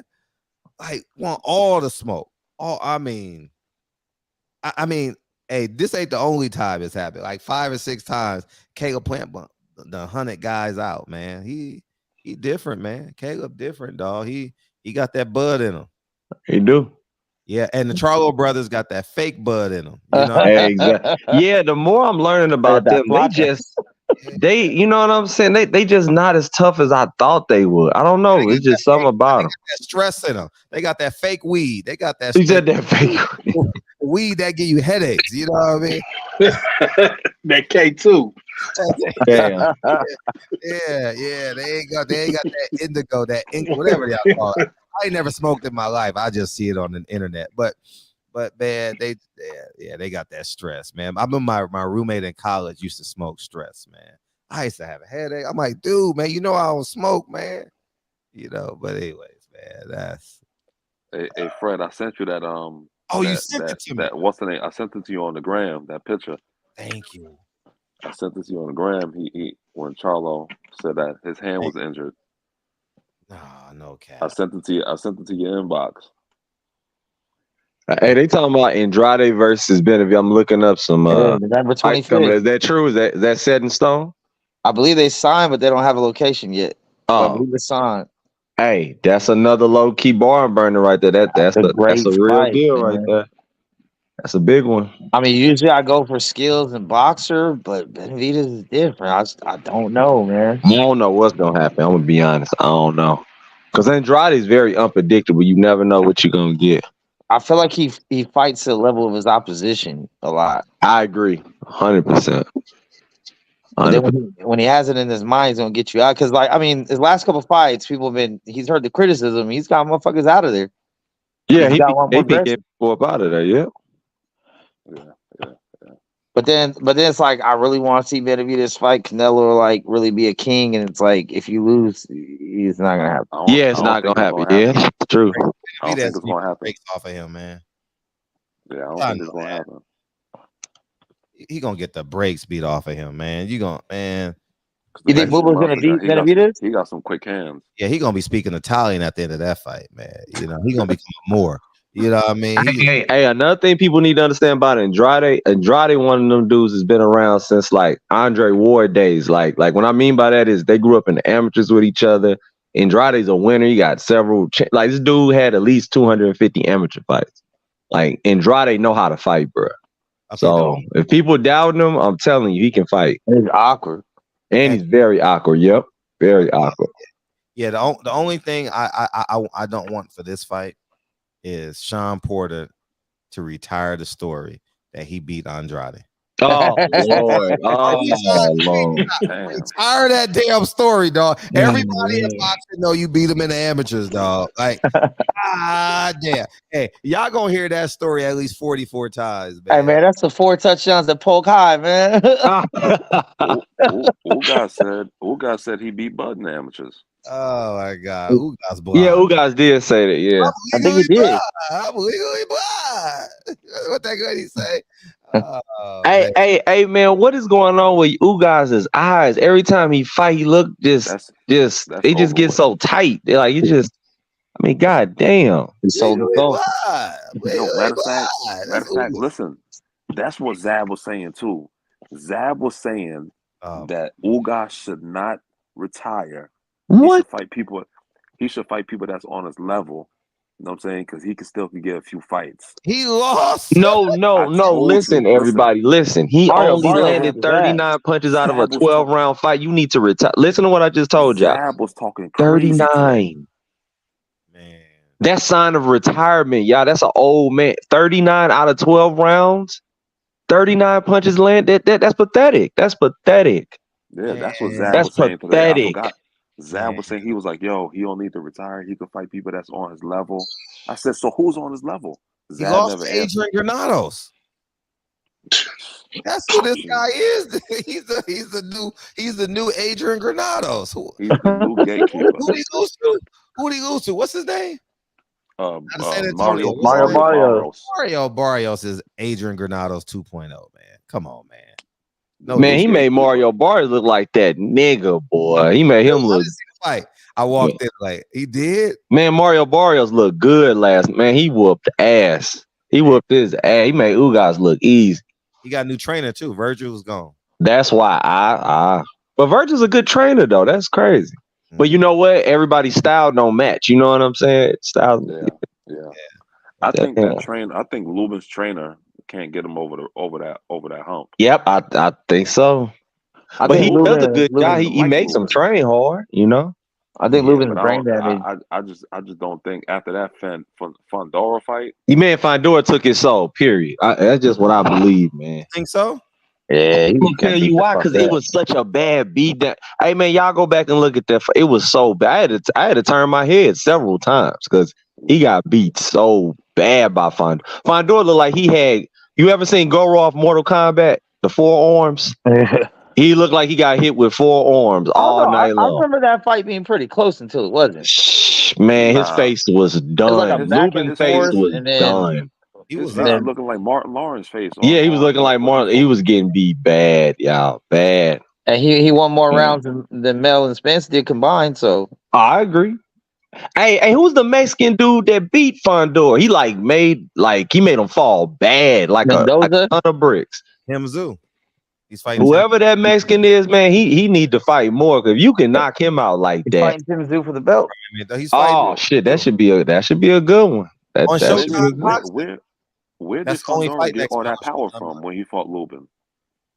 That shit crazy, man. When did he get all that power? Mm-hmm. I don't know. Good question. Good question. Where who get all the power? Fondor. Where he get all that power when he beat Lubin to the pulp like that? It was bad, y'all.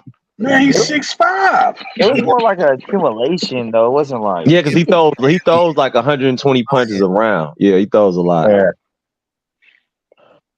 No. Question is, how the fuck do you make weight? How do you make weight? How? I don't care. How? I mean, his legs only weigh 10 pounds. So how's he walking? Yes. How is it? Thank you, Fred. How the fuck is he walking? Hey, God. Like one of them people from the them Lost Islands. He said, That's like 100 Man. years old. You know what I mean? Like legs like that. You know what I mean? Look I'm legally crazy. blind. I'm legally blind. You know, like he said, That's how De La Hoya was looking when he fought Pacquiao. hey, you got to see him squint, man. Hey, watch him when he does interviews. Though he be squinting. I'm like, man, it's funny, man. I'll be laughing at some of the dumbest stuff, man. He got to be blind without those glasses because he be squinting in the interviews. Hey, guys, what's up, Champion Heart, man? Happy birthday to your daughter, man. Happy birthday to your daughter. If you want to learn how to make some jerk chicken, you got some kids in there, and salute to my Fred. My Fred. Hold up. Hold up, dog. oh, wow, my friend. Hold on. Am I saying that correctly? Hold on. I got you, dog, but that's my brother. But I'll just give you shits. But yeah, don't ever do that again. All right. Salute to Fred and the brothers on the paddle chat. Fred, you back or just I'm making an appearance, dog. I'm going to try to jump on real. Yeah, you know you could jump on, dog. Come on, man. Please, man. Please come on. But yeah, don't say my Fred ever again. Pause. And he's from a different generation, man. He's an OG, man. He don't know. And he wear the hoop earrings too, man. So you know. like Michael Jordan. Hey, don't say nothing. You know he'll roundhouse kick the fuck out of you. Man. It's over. I know, man. Yo, what's up with that other middleweight, Mumia, that Mexican guy? What's his name? Munguia, hype job, ducked every big fight he's ever fucking been offered. Break Floyd's record, dog. He gonna break his record. Yeah, he up there. Said, nah, he up there. He got like 46 wins, I think. 46 wins. Record, dog. Watch, and he's gonna be respected because he's respectable. Like he's in the top 10. So you can't discredit him. Top 10 or what? Like he's in the rankings. Like the Asian guy broke it, but they just totally discredited him. They ain't even acknowledge him. Yeah, they ain't even acknowledge him at all. Yeah. But they gotta acknowledge him, man. Why Jamal just don't fight him? I think Jamal at 160, right? They're not gonna make that happen. Yeah, I'm telling you, Munguia has gotten offers for big fights and has rejected all of them for titles. He's had title offers as a number one mandatory and said, "Nah, I'm gonna go this direction." Oh, you can't be ducking smoke. Come on, you supposed to be a tough Mexican warrior. You can't do that. Nah, he's not Canelo. Come on, man. Munguia's there. Man, that motherfucker. First big fight against a better opposition or equal opposition, he's out of there. He a big boy. Man, I want to see him versus Canelo, but they talking about Mexicans. We love each other and all that weird shit. Just fight each other. We love each other. That's what they be saying. Man. They be like, man, I can't fight my raza, la raza. I can't fight my raza. He only said that because of David Benavidez. That's some bullshit. We're overdue for that Benavidez Canelo fight, but I think he's gonna fight Teofimo, or maybe Shakur, and they gonna promote it like undisputed versus never disputed. Like they just gonna never disputed. they gonna promote it somehow. Undisputed versus I want to be undisputed. You know what I mean? Like, they just gonna do something to make it cool. I mean, people fall for it. Munguia got offered the Janibek fight, turned it down for the belt. He got offered a fight against Boo Boo for a belt, turned it down. I think he got offered a fight against that Japanese dude, Murata or whatever, for the belt before Triple G fought him, turned it down. Yeah, he don't want that smoke. Hey, y'all, do Ngannou got a chance with Fury? I know I'm way off top, but do Ngannou got a chance with Fury? Who? Big man, Ngannou. Man, come on, man. What's his name? That's the pro black oozing out of He's got a puncher's chance. That's it. That's a big motherfucker. He got a kicker's chance. He said he got a kicker's chance. He got a puncher's chance. He got a kicker's chance, man. Oh shit! Hey, man, I'm just being silly, man. I know Fury is an A level talent when it comes to boxing. So, hey, I'm gonna keep it a buck. Fury would hold his own in any era against, because keep in mind he's a big heavyweight in 2023. big heavyweights down there was like 6'1", 240.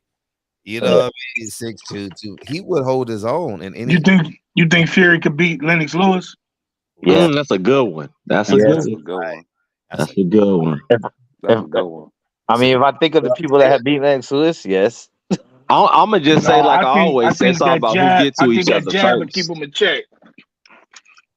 Man, I'm gonna just go with whoever get to each other first, because Lennox Lewis hits hard. I mean, hard. If he hit Fury, I think Fury would be out. But if Fury can weather the storm and not get hit flush, I think you would beat him. So, but you gotta understand those heavyweights back then, they could really fight too. Yeah. Oh yeah. They could. It was a difference. Like the skill level, nothing away from Wilder. Wilder just got a good lucky punch, but Wilder can't fight. Hold on, Lucky. Hold on. We can't say Lucky, man. When you got all them knockouts, Wilder just didn't have got a lot of knockouts now. Okay, listen, not a lucky punch, but he got a good punch. He got a good right hand, but he can't. He's not a good boxer. So you don't equate timing to be a good boxer. I'm just asking. I ain't trying to be cynical. I'm just keeping it real. Like, you don't think timing equates to a good boxer? So you wouldn't think Danny Garcia is a good boxer because he's got great timing. Because it's all about timing. Like, that's how Wilder gets his knockouts. He ain't won a fight in like 5 years, bro. Danny Garcia is flat-footed, and Danny Garcia is one-dimensional. Because if he don't catch you on the timing, he doesn't beat you. I'll say this: they he beat the boogeyman, Lucas Matisse. He beat the boogeyman. They have some good attributes, but as far as an all-around like elite talent, they're just really good at what they do, but they can't adapt to other things.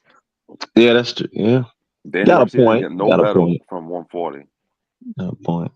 I mean, all the greats they have, even though they might have been known for a style, they knew how to adapt to other styles, and especially because of power punchers.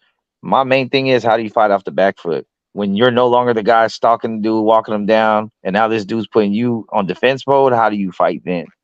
You lose a lot of power going backwards, so that, if you're a power puncher, there goes your main attribute. B-Hop did it to Kelly Pavlik. Yeah, that's true.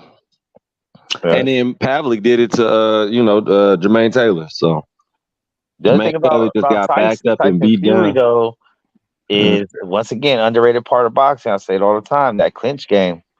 That clinch game is underrated. I mean, what you gonna do with 300? I mean, you gonna get wore down from that clinching. Yeah, Yeah, that clinch is important. Malik Scott is a big advocate of clinching, teaching how to clinch. I agree.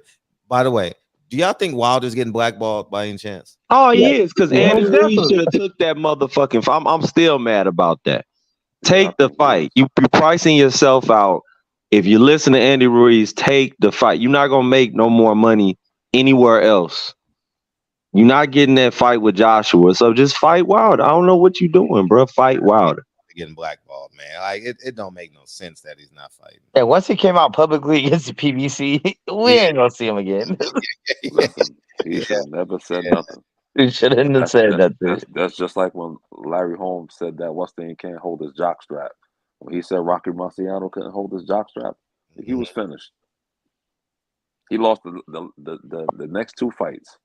When Wilder said that 450 years thing, it was over. It was over. Yeah, he's like, man, I ain't getting paid. Yeah, but Wilder got so much money, man. He in Alabama, man. He got a lot of property out here in LA. He's good. He's well off. You know what I mean? Wilder is damn near 40 also, though. Yeah, Wilder is damn near 40. You're right. He had a hell of a run too. I mean, he lost to Fury, but he had a hell of a run, man. Hey, speaking of old fighters, Fred, what do you think about the 31-year-old prospect, Frank Sanchez? Oh man, tell that motherfucker go get a job, man. Tell that man UPS is hiring. Don't get mad at me. UPS is hiring. What's up, champ? What's up, my brother? Salute, man. Hey. Always giving me shit, man. I meant to say my brother Fred. You said my friend. I'm like, man, whoa, man, times has changed. What up, champ? My brother, what's going on, man? How you doing, man? Man, we have to turn over Fred. Come on, that's a rarity right here. Yeah, most definitely, man. I saw my brother had fresh up here, man. I was trying to catch him, man. He went running. He He pulled the mail. He pulled the mail. Yeah, What he did? I'm about to go run for 12 rounds. You know. Right. Yeah. No, man. I just wanted to jump on real quick, man. I got some stuff going on, man. I'm on the other line, so I just want to jump on real quick, man. Say what's up. Okay. Well, You enjoy know? that other line, dog. You working on something now? You trying to make a drive somewhere? No. I wish not. It's family stuff, man. My mom's health is think she might have dementia, man. We got some stuff going on, so trying to deal with that. Okay. Well, I'm glad you're Yeah, trying to deal with that, man. So, I just wanted to come on and say what's up real quick, man. That's about it. This week, huh? Tell the people what you cooking this week. Oh, I got a copycat. I think it's I got a copycat Panda Express copycat episode. Orange chicken. Turned out real good, man. So put that together. And the show's been a lot of fun, man. I've been doing episodes with kids. A lot of people like the kid episodes, so that's been real fun, man. That's been real cool doing that. I'm happy for you, man. Yeah, man. So it's all good, man. But yeah, definitely check it out. We got that copycat Panda Express Orange Chicken episode coming. Should be up by Tuesday or Wednesday. Yeah. Okay. We on it. So Cooking with the champ. Cooking with the champ. That's right, man. That's right. Let me get back on the other line, man, and try and see what we're gonna do with my mom, man. All right. Salute to you, brothers, man. Peace and love to y'all, man. Appreciate you, Peace and dog. love, brother. Prayers to Mama Champ. Thank you. All right, now. Prayers up, brother. Hey, this channel done turned into bootleg everything. You know what I mean? Shit. Bootleg orange chicken, bootleg streams, bootleg fighters. Like, god damn, like damn. Shit. Bootleg Kev, he's a DJ out here. I just want to say I usually don't respond to the chat, but for everybody that's triggered by my picture, take it up with Spence, not me. Thank you. No, I'll take it up with Derek James. I just realized that. I looked at it, but I wasn't even paying attention. It wasn't even my focus. Hey, is that a real picture? Yeah, that's a real picture of him getting punched. Yeah. The knockdown. Yeah, you see the glove right there on the left side of the screen? I ain't gonna lie. No cap. I saw it and I'm like, that's Photoshop, dog. Nah, that was legit. Actually, I took that. I want to say it was from a video that I took 80 screenshots to get the right picture, but yeah. Really? Yeah. Yeah. And I'm just gonna say a lot of people went to hiding. There's some people that still ain't been found. Really? Oh yeah, on these YouTube streets, man. Oh man, there's people that I know bet their children, their house, their wife, and everything on that fight, and they ain't came back since. Yeah. No,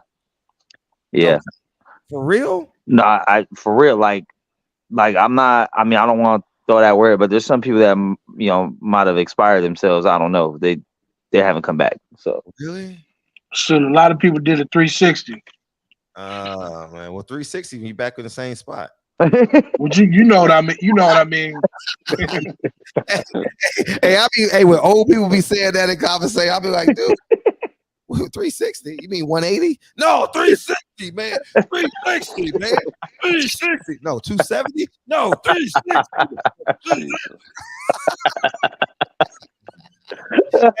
Hey, that's what happened when you in grandma's living room. Yeah, man, he changed his life, man. He did a complete 360. He's still a crackhead. Right back up to the same spot. And then they always say that. You know what I mean? Man, the shit I went through and just these, I'm just like, yo, I think Buzz gonna win. But there's people like, shut the fuck up. You drive a 91 Honda Accord. What the fuck? Like, what does that have to do with anything? Like, why don't you go back to work? God damn. I bet if I see you, I'll fuck you up. Okay. I'm not gonna lie though, because I got some of my boys, Buzz fans. Bud fans are really happy right now too. Oh yeah, wherever. I don't even worry about it. Happy. And they should be. They won the biggest fight of the decade. Yeah. Nah, Earl lost. I mean, listen. Yeah, Earl lost. Earl Warrior though. He didn't just lose. Let's not pacify it. Yeah, he got beat bad, but he's the second best fighter of this era. Shit, ain't there? I mean, welterweight, yeah. Second best fighter of the era at the welterweight division. Ain't nothing. Do you think he should take the rematch immediately? No, but if he doesn't, he's not gonna get it. I don't see Bud getting a bigger fight, a bigger payday either.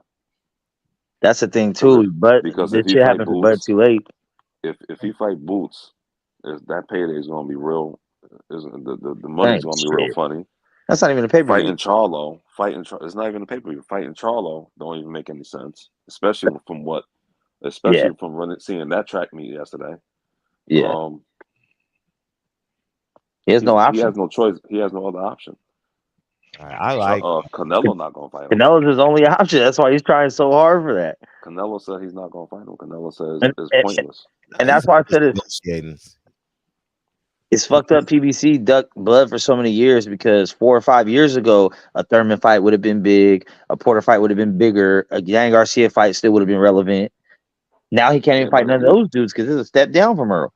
You still got to think. Bud did re-sign with Top Rank again. People get to say but he also sued him for re-signing with him because he said that they were going to get that fight. That was part of his signing. And you know what the funny thing is? Now, like I really never believed Bob in terms of wanting to fight. Now I kind of believe Bob in some of those instances. Now I need to go revisit those interviews because I ain't gonna lie. I was like, oh yeah, Bob is holding it up. He doing this. I really believe Bob wanted to fight now. Al was holding it up, man. I don't know what year, but I got to go back. One day I'll just go back and read the interviews. But I just genuinely believe that at the end of the day, Al was really the culprit in holding this fight up. And I should say bigger culprit. There you go. Yeah, he had a bigger piece of the pot. Because I feel the same way when I look at taking biases out of it, just common sense shit. Like, yeah, they say that Bobby lowballing dudes, right? Oh, he only offered $1 million. Cool. But Al never even made a fucking offer. Even when the Porter fight went to purse bid, PBC did not even make an offer. They didn't even make a bid. So it's like, I mean, a low ball is bad, but a no ball is worse. So nah, that common sense don't work in YouTube, man. And YouTube, that don't make that. What do you mean he didn't offer? No, he's black. No, he didn't offer money. No, he's black. He's from the motherland. Like, no, he's from Africa. Like he's a descendant of kings and queens. No, we're talking about did he make an offer? No, he's from Mufafa. You know what I mean? He's in Lion King 36. Yes, no. Like you don't work in these YouTube streets when you talk common sense. Like pro-black is bigger than Jesus in these YouTube streets. Like he is. I don't know who he is, but man, I ain't gonna lie, man. Being pro-black is like, man, damn. You know. Yeah, remember Thurman wanted 10 mil to fight Bud when he had never had a $10 million payday with PBC, but he wanted Bob to pay 10 mil. Exactly. Like who wanted 10 million? Thurman. Yeah, Sean took his money. That dude, he stayed talking. And then even Sean admitted when they first were trying to make the fight without the sanctioning body mandating it, Sean admitted on his podcast, he said, yeah, I probably went about the negotiations the wrong way. That's what he said. He didn't say what it was necessarily, the original negotiations, and then it got mandated by the WBO or whatever. How is Sean's podcast? Is Sean's podcast good? Yeah, it's pretty good. I like Ant. I think Ant makes it cohesive. Without Ant on there, I kind of don't even watch it. Oh, okay, yeah, okay. I'm gonna subscribe to it because Ant speak the real shit. He ain't scared. As Sean's friend, he's not scared to say what he really thinks. Sean is boring to me. Sean big is black really dude. boring to me. Sean, big black dude. He's cool. Sean don't make me laugh. Don't make me think. He's just Sean's a politician though. He don't want to ruffle feathers with a lot of things. Yeah. You know who was pretty decent? So he had that racial Paulie. Paulie. Yeah. Paulie's good. Someone gotta ruffle the feathers, dog. Yeah. Someone gotta ruffle the feathers, man. He just don't know how to just push the button. Yeah, well, I mean, just push the button, man. When you're non-black and you talk about anything black, that's what you're gonna get. Yeah. Coming from somebody that knows what that's like. Yeah, yes, like every other night. But yeah, you and Deacon. How's Deacon doing? I haven't talked to Deacon in a long time. Last time I talked to him, it was a good conversation. You know, I told him, pray for his wife. It was love. And then we went to the after hours, and his sidekick came on, and they turned the tables again. So, him and Michael Fuller, hopped on. How's Mr. Fuller doing? Nah, I don't know. He's a bitch to me, so I don't really give a fuck. Dr. Fuller doing. Excuse me, Doctor. Well, Dr. Fuller, I still think you're cool. He's speaking for himself. The views and opinion of Mex are the views and opinions of Mex. It's me. Yeah, I'll stand on mine. It's good. What I'm saying is, Yeah. This, Yeah. this. Man. I don't have no real problems with internet people. No. But I'm telling you, man, like if you're having a conversation with a blackity black, and I'm not saying this because you're Mex, but I'm using you Mex to highlight the point. Like, common sense is out the window, dog. Like, see, I have conversations with my family members. I got family members that are blackity black. But and at the end of the conversation, you know what they say? Can I borrow $200? No, because it's about being black, right? It's not about 1 + 1 = 2. You want to borrow $200? No, because if I call and ask for it back, you're going to say, get it from King Mustafa. Zamunda. Like, you know what I mean? They think Jay Morrison is president of the Blackity Blacks. You know, like, I don't know, man. Please don't mention that guy. Yeah. He done stole $11 million. From DJ Envy. DJ Envy, man, it's bad. And like, it just amazes me how people go to now take this literally what I'm saying now. A 3-time felon is an expert on, has the legal knowledge. He said he been in jail. 3-time felon that been in jail.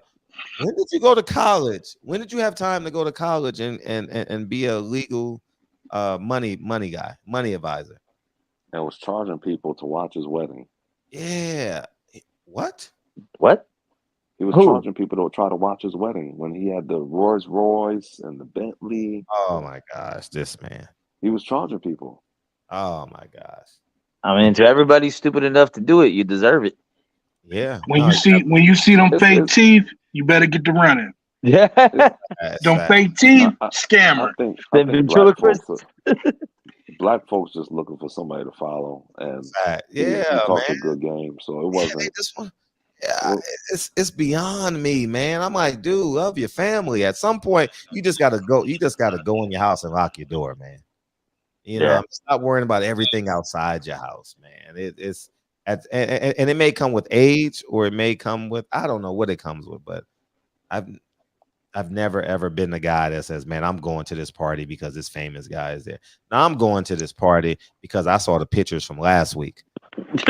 And that girl had a nice body. You know what I'm saying? Like, you know what I mean? But I'm definitely going to the party for the bitches. Yeah.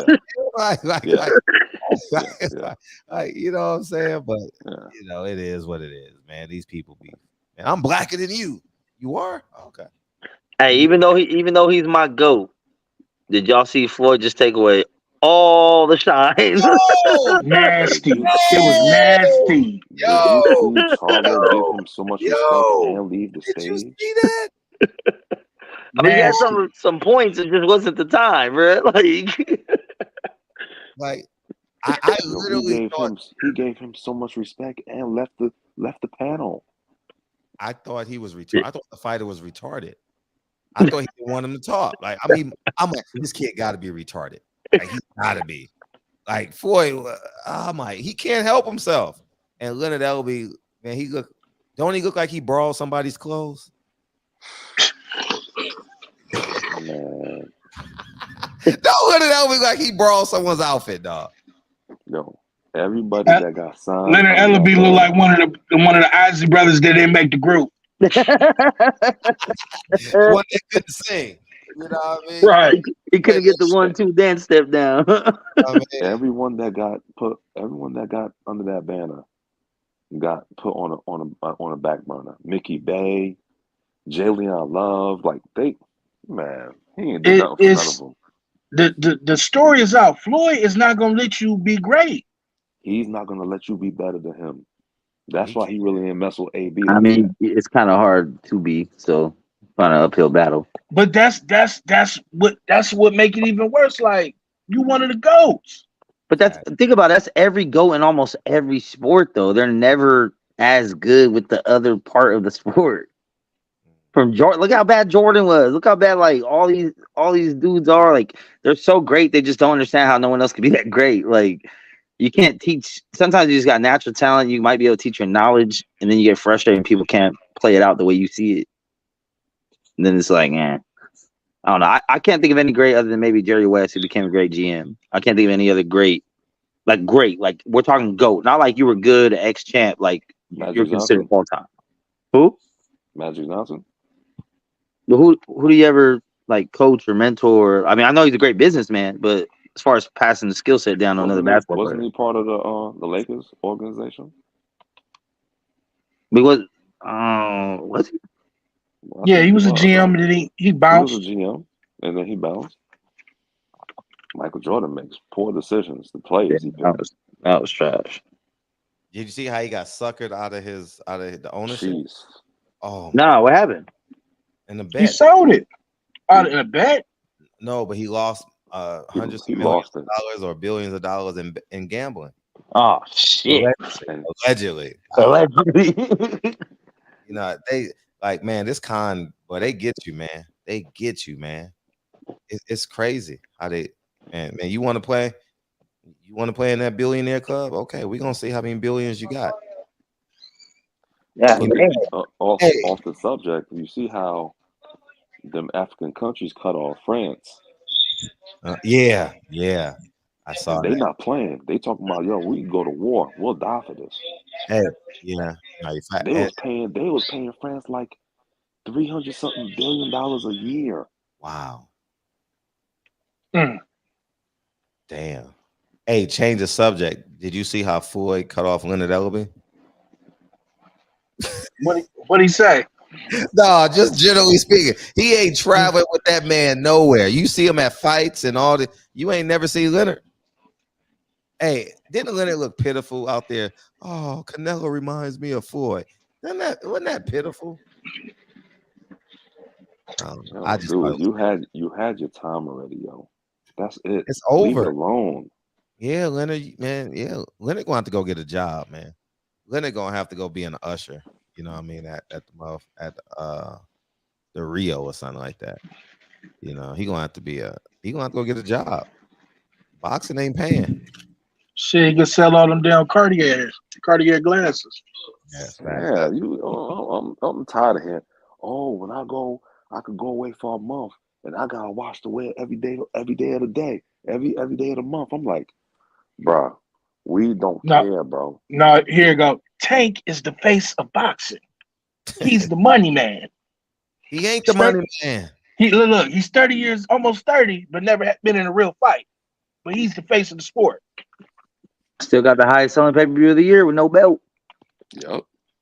Who sold that? Who you think sold that pay-per-view? Tank. For real. Ryan. Brung in the casual. Nah, I mean Ryan don't have any other fight that shows that he sells anything. Tank does. That's because he's affiliated with Floyd, and they want to see Floyd, one of Floyd's fighters, take a L. That's what it is. I mean, I think it was a perfect storm of like the two of them, but I think Tank carries most of the weight. If you look at other fights, he sells out stadiums, he sets records in stadiums. Yeah, we'll see the next fight. Yeah, the next pay-per-view. We'll see. It's not gonna matter who he fights. People are just gonna be happy he's fighting again. It's been a minute. Hey, you know what's funny? Floyd said at the beginning of the press conference, he says, they said if I promote him, I'm hogging the mic. If I don't promote him, I don't care. So I'm gonna just hog the mic. And I'm gonna hog the mic. I swear, he couldn't help himself, man. And then he couldn't even get off when Canelo. Oh, we got to be respectful. You said it once. So he turned into. Did you see Floyd literally turned into Umar Johnson? Oh, we got to respect Canelo. We got to respect Canelo. You got to say it at least 3 times if you want to imitate Umar Johnson. Like it's just insane, dog. I was like, man, get off the stage. But I cut it off after that because it went to commercial break or something like that, and I didn't go back. Canelo shook Floyd's hand. Yeah, after the fight. During the fight or after the fight or something like that. Yeah, I mean, you're supposed to, like, you know, I mean, you publicly you still got to show face, you know what I mean? Like, but when he's in the back, him and Eddie Reynoso was like, definitely F Floyd. For sure. Canelo, no. Canelo respects him in terms of I want to surpass him. You know, he doesn't respect him as a man. Like not many. No, I don't want to make this comment. I don't. I'm not. I'm gonna leave Floyd alone tonight. I still ain't seen no family picture. That's all I'm gonna say. At some point, you just got to be a family man. You know what I mean? At some point, you just got to. So, but yeah, man. Hey, it was live. It was fun tonight, man. I had a great time, man. Oh yeah. Yeah, man. I missed y'all. It was fun, man. It was fun, man. Any closing words, Richard? Listen, man. I gotta get up in the morning. I gotta take my daughter to school. My daughter 11. I'm trying to get her to play some sport. Oh man. She's a girly girl, and I can't. You know, I play 3 sports, so I can't even. I'm like, baby girl, why don't you just try for soccer? Let's go to this track meet. She's like, no, Dad, I'm gonna get sweaty. So she tried out for swimming. So I'm trying to get her there. So you know, congratulations. We'll pray on that. You know yeah, enjoy the journey. Hey, enjoy the journey. I was so disappointed. At 5, Lincoln was uninterested in sports. 6, he was uninterested in sports. And then we put him in soccer for 5, and then COVID happened. And I was like, this dude better not be no soccer player. I was like, nah. So what I did was I hired me a basketball trainer. And then he worked out with me.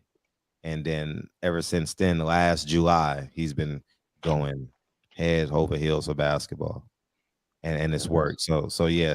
So if they see you doing it, quite possibly they'll fall in love with it because of the time and the attention that they believe they'll get from you. Yeah. So the girls are a little bit different though. Okay. But I see what you're saying. Yeah. I understand what you're saying. Yeah. Thank you for coming in, though. I appreciate you, dog. Definitely, peace and love. Oh, all love. Mr. Hill, what you got, dog? Man, it was a great show, man. Thank you, dog. We missed you, Fred, with the good politicking and chopping it up, man. Y'all just have a good night, man. And I gotta leave it with this. Derrick James is fool's gold. Oh, he's pyrite, man. Huh? He's pyrite. All of that. Yeah. I don't know what pyrite is. All of that.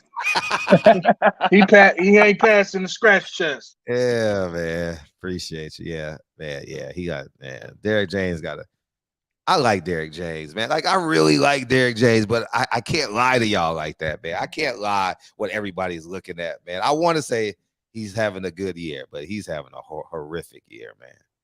He be in the corner talking to you like the uncle at the basketball game. See, what you need to do is pivot left. 1-2. You ain't never played in your life. Hey, see, if I was playing, if you was playing, you'll be on the goddamn bench. Yeah, man, he gonna have to fix something. Derrick James need an intervention, man. You know, try Jesus. You know, but appreciate you, dog. All right, for sure. Y'all have a good one. All right, what, man? Well, go ahead, Max, man. Man, it's always love. Shout out to you coming back live. Man, shout out to everybody that didn't believe what the fuck you tried to tell him a year to 2 years ago. I gave him 2 years. Hey, you really did, and you sat quietly and waited. You know what I'm saying? You didn't try to shove it down someone's throat. You know, you just, hey, here's the information. Take what you want with it. And for a while, it was kind of looking like, I mean, we got the best fights. 2020 so far this year has been great for boxing. Great boxing. Mm-hmm. But I guess from a financial company standpoint, Showtime did not do what they needed to do. So, and I also want to say, September 11th is a very important date, but never forget Earl Spence and Bud Crawford. Never forget. For the history of forever, never forget. Just like we never forget Hagler Hearns, don't ever forget Bud and Spence. That's all I gotta say. I won't forget July 29th. I was sitting in shock. Like, what was going on? Like, it wasn't computing with me, dog, at all. It wasn't. I'm sitting there watching the fight, confused. After that last press conference, that's when I was like, Yeah, I don't think it's gonna be good. And remember earlier that week was Monster Inouye and Stevie Fulton when Inouye dominated him. And then we got on Kyle's show that the next day. I told everyone, don't be surprised on Saturday when you see the same thing, if not worse. And there goes that. But hey, much love, Fred. Keep doing your thing, bro. Like, not a lot of people give you your flowers, man. But I know since I've met you, you put me on a lot of game, show me a lot of different things, and you try to lead by example. And I appreciate that, man. Nah, it's all love, man. It's all. I appreciate you, man. Man, at the end of the day, I'm a family man, dog. I know I crack jokes and I'm wrong sometimes, but at the end of the day, I'm a family man, dog, and it's that's just what it is, man. And ever since I've had this platform, I've been a family man. You know, I've been wrong, made mistakes, but at the end of the day, I go home to a family. And I'm gonna tell you my mindset, because I know we got some young parents or soon to be parents. I didn't go like multiple sports, right? I know some people have their philosophies and y'all do it on your own. You know how you have your, I'm gonna play basketball, I'm gonna play soccer, and I'm gonna let the kids figure it out. I did language, instrument, and a sport. So Lincoln and Kennedy had to pick a language, an instrument, and a sport. I'm glad they chose Spanish. And obviously, you guys, if you watch other shows, you know I have a piano sitting next to me. And they both chose basketball. And I think they chose basketball is because I influenced Lincoln and Lincoln has influenced Kennedy. So that's what I did. So I don't know what you guys do, how it worked for y'all, but that was for me, you know. And so language, sport, and an instrument. So, and Lincoln is fluent in Spanish and he's pretty damn good on the piano. And he's pretty damn good in basketball. And Kennedy is coming up right behind him. So that's what I did to get my kids acclimated. And I will say this too. There's something about another side of the brain. I don't know what it is, but I swear before God, I'm not lying. Lincoln he picks up stuff like, man, he picks up stuff. And I don't know if it's the second language or it's the instrument. But in terms of him picking up basketball, he's picked up basketball exceptionally fast. And I think it has something to do with two parents always being at home. Grandma or grandpa has never picked up Lincoln or Kennedy from school. It's always been myself or Dre. And I think that plays a huge component in it. And I don't know if it's the instruments or something. So, but just know that for all the young soon to be parents out there, and you're saying, well, my son is going to play this, because I know every dad wants to sit in the stands and see their child excel. I know it because I live it every day, and I root for y'all. I genuinely root for y'all. I want all the dads to be like, except if you're competing against mine. You know what I mean? Except if you compete against mine. I want Lincoln to dominate and destroy your child, and Kennedy. But outside of that, a cool second, you know. But at the end of the day, man, this was fun. I thoroughly enjoyed it. The Charlos or those stray cats. Has anyone mentioned that Earl Spence was a no-show? That was interesting to me. I think Earl Spence is kind of, I think Earl Spence really, really is taking inventory to everything in his life, because you don't miss a Jermell Charlo undisputed fight. And I think there's something about being in public. I'm not sure if he's embarrassed. I don't know if Earl gets embarrassed, but you know, you're a competitor. You know, you got to reel it back in. I'm looking forward to seeing Earl soon again. I have a great level of admiration for Earl. And Derek James, he needs an intervention. And I say that like as you guys would tell me if I was a coach and I came in and matter of fact, I might do that. I might just do some videos. I might vlog this season, not live, but I might do it on my phone during the games and let you know how we did. If we lose 7 games in a row, Fred needs an intervention. You know what I'm saying? Like, we need something to help us. So that's, I think Derek James needs an intervention. I don't know. He needs to go to like a training camp or something like that for trainers, you know, and because he's good for boxing. Derek James is good for boxing. He's a good personality. He has a good stable. But I think that style, the technical, non-explosive type style, I think boxing has caught up with that, especially in 2023. So, but outside of that, Jamal Charlo is now an undercard fighter. PBC is going damn near broke, as I predicted, summer 2023. And it's all but over. It's all but over. Showtime is going to do the same thing they did with Canelo, only do pay-per-view fights probably for a year, and if they hit it big, if they find the only way it can boom is if they hit it big with like a Mayweather, McGregor type of thing, something like that, where they can make a whole lot of money. I think Bomac is an idiot. I mean, like, come on, dog. How do you bring?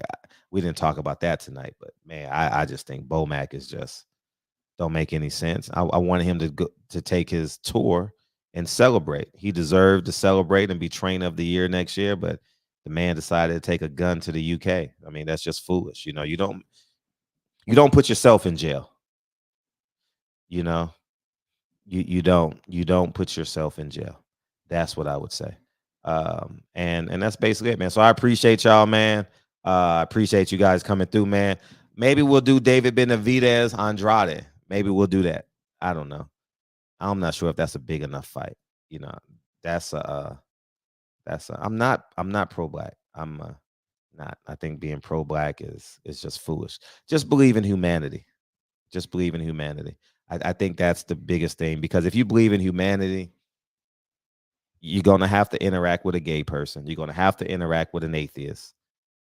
And whether you know that they're this title or not, you're going to have to interact with a Latino. You're going to have to interact with a black. You're going to have to interact with whoever out there. Just trust humanity, man, at the end of the day. And this is a grown-up Fred now, if you were to.